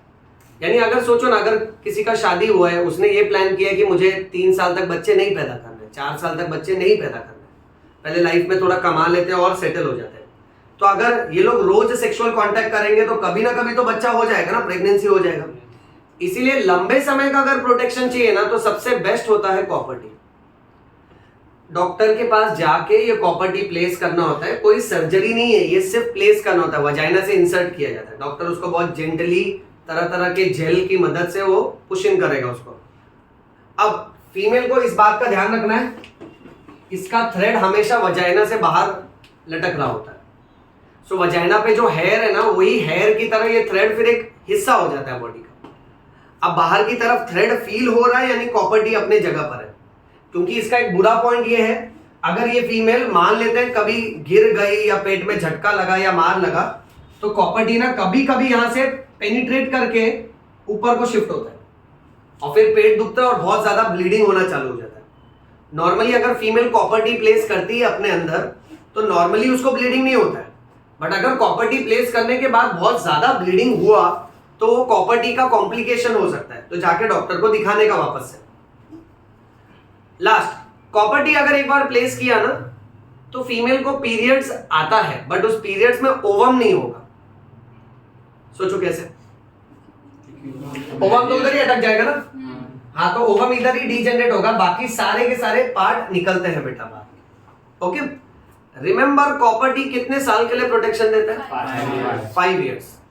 अच्छा, बट इसमें ये बेस्ट बात है, ये रिवर्सिबल है। सपोज एक फीमेल ने आज कॉपर टी लगाया, अब वो कल गई वापस बोले नहीं डॉक्टर मेरे को प्रेगनेंसी चाहिए, आप निकाल दीजिए, तो डॉक्टर निकाल देगा। बट वो ट्यूबेक्टमी वाजेक्टमी में ऐसा नहीं होता कि आज ट्यूबेक्टमी कराया कल आए वापस नहीं मेरा जोड़ के दे वापस तो नहीं होएगा, क्योंकि वो परमानेंट मेथड था और ये टेम्पररी मेथड। ये समझ रहे? अच्छा, इसका और नोट्स है, बट उमा अभी तुम चले जाओ। बट तुम जाओगे कैसे? किसका किसका कॉलेज है? ये तो थोड़ी देर रुक जाओ, तो मैं 5 मिनट में खत्म ही कर लेता हूँ, क्योंकि छोटा सा ही पार्ट है। ठीक है, थोड़ा फास्ट चलते हैं। अब इसमें बात ऐसी है कि टोटल एकदम शांत रहना, ठीक है, 5 से 6 मिनट में खत्म करते हैं इसको। टोटल इसके 3 टाइप होते हैं। ये देखो बेटा, एक ऐसा होता है जिसमें कोई दवाई नहीं लगी होती है, ऐसे ही शेप का होता है, बट उसका नाम अलग रखा है, उसको लिपीज लूप बोलते हैं। अच्छा, दूसरा जिसमें कॉपर कंटेनिंग इंस्ट्रूमेंट जो होता है ना बेटा, उसका एग्जांपल है कॉपर टी। कॉपर टी को एग्जाम में ऐसा लिखेंगे, Cu और T, स्पेस रहेगा, बच्चा लोग इसको कट पढ़ के आता है। Cu और T, कॉपर को क्यूप्रम बोलते हैं। अच्छा, तो कॉपर टी नाम का एक इंस्ट्रूमेंट आता है, कॉपर 7 नाम का एक इंस्ट्रूमेंट आता है, और एक का नाम रखा है मल्टी लोड 375। ये याद कर लो। तीसरा, कोई कोई डिवाइस ऐसे होते हैं जिसमें से हार्मोन निकलता है बेटा, इसको हार्मोन रिलीजिंग आईयूडी बोलते हैं। इसके 2 एग्जांपल है, एक है प्रोजेस्ट एसर्ट और दूसरा है LNG-20। एनसीईआरटी में LNG-20 का फुल फॉर्म नहीं दिया है, पूछते भी नहीं है, बट एक्स्ट्रा नॉलेज के लिए लीवोनॉर्जेस्टेरॉल 20। अब स्टोरी ऐसा है, सोचो कोई कोई कॉपर टी से हार्मोन निकलते रहता है और ये अल्टीमेटली क्या करता है ना, ये यूटेरस को अनसुटेबल बना देता है, ताकि उसके अंदर अगर स्पर्म और ओवम है तो स्पर्म को जिंदा ही नहीं रहने देगा। ओके, यूटेरस के अंदर के एनवायरनमेंट को केमिकल चेंजेस ऐसा करवाता है कि वो स्पर्म को मार देता है बेटा। दूसरा, सर्विक्स के अंदर बहुत गाढ़ा गाढ़ा म्यूकस बनाता है। सोचो अगर सर्विक्स में ही बहुत गाढ़ा म्यूकस बन रहा है तो स्पर्म इसके आर पार ज्यादा जा ही नहीं पाता है। अच्छा, तीसरा एक और मस्त पॉइंट लिखा है कि ये लोग ना फैगोसाइटोसिस करवा देते हैं स्पर्म का। पता है WBC बैक्टीरिया को खा जाता है, मैक्रोफेजेस नाम के जो WBC होते हैं बैक्टीरिया को खा जाते हैं, तो वैसा ही कुछ फंडा यहाँ पे होता है, ज्यादा से ज्यादा फैगोसाइटोसिस करवाता है। एक जनरल नॉलेज याद रखो, हमारे एंसेस्टर्स, दादा दादी और ग्रेट ग्रैंडफादर, ये लोग क्या है, तांबे के लोटे में पानी पीते हैं। इनको ऐसा एक आदत हुआ करता था, बहुत एंसेस्टर्स को होता था, बिकॉज कॉपर का एक केमिकल प्रॉपर्टी है, कॉपर किसी भी लिविंग ऑर्गेनिज्म को अपने ऊपर सर्वाइव होने नहीं देता। सो अगर आप तांबे के लोटे में यानी कॉपर में अगर आप पानी पी रहे हो तो अल्टीमेटली पानी में जितने भी सेल्स होंगे, अमीबा, प्रोटोजोआ, बैक्टीरिया, ये उसको मार देता है। हॉस्पिटल के डोर के हैंडल्स भी कॉपर के बने होते हैं, क्योंकि बहुत लोग उसको टच करते हैं तो उसमें जर्म्स होते हैं। और कॉपर अपने ऊपर जर्म्स को सरवाइव करने नहीं देता। स्टैच्यू ऑफ लिबर्टी भी कॉपर का ही बना है। सो कॉपर अपने आप में एक बहुत सुपर एलिमेंट है। आप ये नोटिस करो, आजकल एक्वागार्ड ये सब में भी वो लोग बोलते हैं कि ये कॉपर कोटेड है। ओके, सो कॉपर टी क्या करेगा, स्पर्म को या तो फिर मार देगा, या तो फिर उसके स्पर्म के मोटिलिटी मूवमेंट को स्टॉप करवा देता है, या तो उसको फैगोसाइटोसिस करवा देगा, म्यूकस एकदम गाढ़ा गाढ़ा सर्विक्स में रिलीज करेगा और यूटरस को अनसुटेबल कर देगा। इसका पूरा प्लान ये है कि भाई स्पर्म और ओवम कंबाइन नहीं होना चाहिए, no fertilization. Most important part ये वाला है बेटा।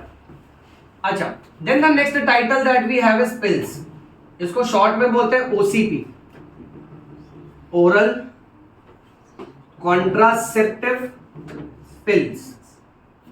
ध्यान से सुनना, इसमें दोनों हार्मोन मिक्स होते हैं बेटा, ईस्ट्रोजन और इसको कंबाइंड पिल्स बोलते हैं बेटा। दो डेंजर वाला एमसीक्यू बताता हूं, ध्यान से सुनो। देखो एग्जाम में ना एक इस पे क्वेश्चन आता है कि निरोध क्या है। सो गवर्नमेंट के द्वारा बनाया गया ये मेल कॉन्डम है, ये उसका ब्रांड नेम है बेटा। सेकंड एक एमसीक्यू आता है कि सहेली कौन है, तो ये भी गवर्नमेंट के द्वारा बनाया गया ओरल कॉन्ट्रासेप्टिव पिल है। सहेली नाम की जो दवाई है ये बनी थी CDRI में, जगह का नाम है सेंट्रल ड्रग रिसर्च इंस्टीट्यूट। सब लोग मेरे साथ बाय हार्ट करो, क्या फुल फॉर्म है बेटा? ओके, जगह भी बाय हार्ट करो। ये दवाई कहां बनी थी? सहेली नाम की जो दवाई है ये हफ्ते में एक बार खाना होता है, और इसकी सबसे बेस्ट बात ये है कि इसके अंदर कोई भी स्टीरॉइड नहीं है। देखो स्टीरॉइड सब हार्मोन्स वाले होते हैं बेटा, उसका साइड इफेक्ट भी होता है। सोचो ये गोली हफ्ते में एक बार खाना है, बट ये जो साधारण वाली गोलियां हैं, देखो अभी किसी फीमेल को अगर प्रेगनेंसी नहीं चाहिए, वो डॉक्टर को बोलती है यार मेरे बॉडी के अंदर कुछ इंसर्ट मत करो, आप कोई गोली दे दो मैं खा लेती हूँ। तो जो सिंपल वाली गोलियां है ना, इसका रूल ऐसा है कि फीमेल को रोज का एक टैबलेट खाना है, वो भी कितने दिन के लिए? 21 डेज के लिए। उसके बाद इस फीमेल को गैप करना होगा कितने डेज का? फिर प्रोसीजर रिपीट करना है। अब जब वो टैबलेट स्टार्ट करेगी ना, सो वो tablet should be with in 5 days of menses. इस लॉजिक को समझो। सपोज किसी फीमेल को आज पीरियड्स आ गए, अब पीरियड्स आ गए ना, तो इसके 5 दिन के अंदर ही इसको टैबलेट स्टार्ट करना है। पीरियड्स आने के 5 दिन के अंदर, जैसे आज पीरियड आया तो अब 5 दिन का टाइम है, या तो कल से टैबलेट खाना चालू करो, या तो परसों से, या तो उसके बाद से। फिर रोज का एक टैबलेट खाने का 21 दिन के लिए। स्ट्रिप में 21 गोलियां ही आती हैं। फिर 7 दिन का गैप करना है, जैसे ही वो पूरा पत्ता खत्म हो जाएगा ना, फिर 7 दिन दवाई नहीं खाना। अब वो 7 दिन में से किसी भी 3-4 दिन फीमेल को पीरियड्स आएगा, वो आर्टिफिशियल पीरियड्स होगा। तो सपोज आज एक फीमेल को पीरियड्स आया, उसने कल से गोली खाना चालू किया, रोज का 21 गोली, रोज का एक गोली खा रही है 21 दिन के लिए। 7 दिन का गैप किया, बीच में पीरियड्स वापस आ गया, जैसे ही पीरियड्स आया नवा पत्ता ले लो मेडिकल से, फिर रोज का एक गोली खाना चालू करो। ये कब तक करने का? जब तक उसको प्रेगनेंसी नहीं चाहिए। सो सपोज 3 महीना 4 महीना उसको प्रेगनेंसी नहीं चाहिए, सो इस तरह से फॉलो कर सकते हैं। बट सहेली नाम की दवाई देखो, ये हफ्ते में एक बार की दवाई है, ये याद रखना, ये एमसीक्यू में आता है बेटा। देन एक और स्पेशल प्रोविजन होता है बच्चों, जिसको बोलते हैं इम्प्लांट्स। इसके इंजेक्शन भी आते हैं। इसका क्या फंडा है मालूम है? इसमें ना ऐसी छोटी छोटी स्टिक्स आती है बेटा, इसमें हॉर्मोन्स होता है, ईस्ट्रोजन और प्रोजेस्टेरोन। इसको फीमेल्स के फोरआर्म्स में इंजेक्ट किया जाता है बच्चों। सोचो ये लकड़ी जैसा पार्ट है ना, इसको बॉडी के अंदर डाल दिया जाएगा, या तो अपर आर्म में डाल दिया जाता है, और ये भी फिर ना कम से कम 4 से 5 साल रखा जाता है। ये फीमेल के ब्लड में थोड़ा थोड़ा हार्मोन रिलीज करते रहेगा। एक बार फीमेल ने ये डलवा दिया ना अपने अंदर, फिर अगर वो सेक्सुअल कांटेक्ट करती है और अगर स्पर्म उसके बॉडी के अंदर भी रिलीज हुआ तो फिर भी वो प्रेग्नेंट नहीं होगी। इसको इम्प्लांट बोलते हैं, इसका इंजेक्शन भी आता है। अच्छा, नेक्स्ट लेक्चर में यहाँ स्टॉप करते हैं, नेक्स्ट लेक्चर में इसके साइड इफेक्ट्स पढ़ेंगे हम लोग। ओके।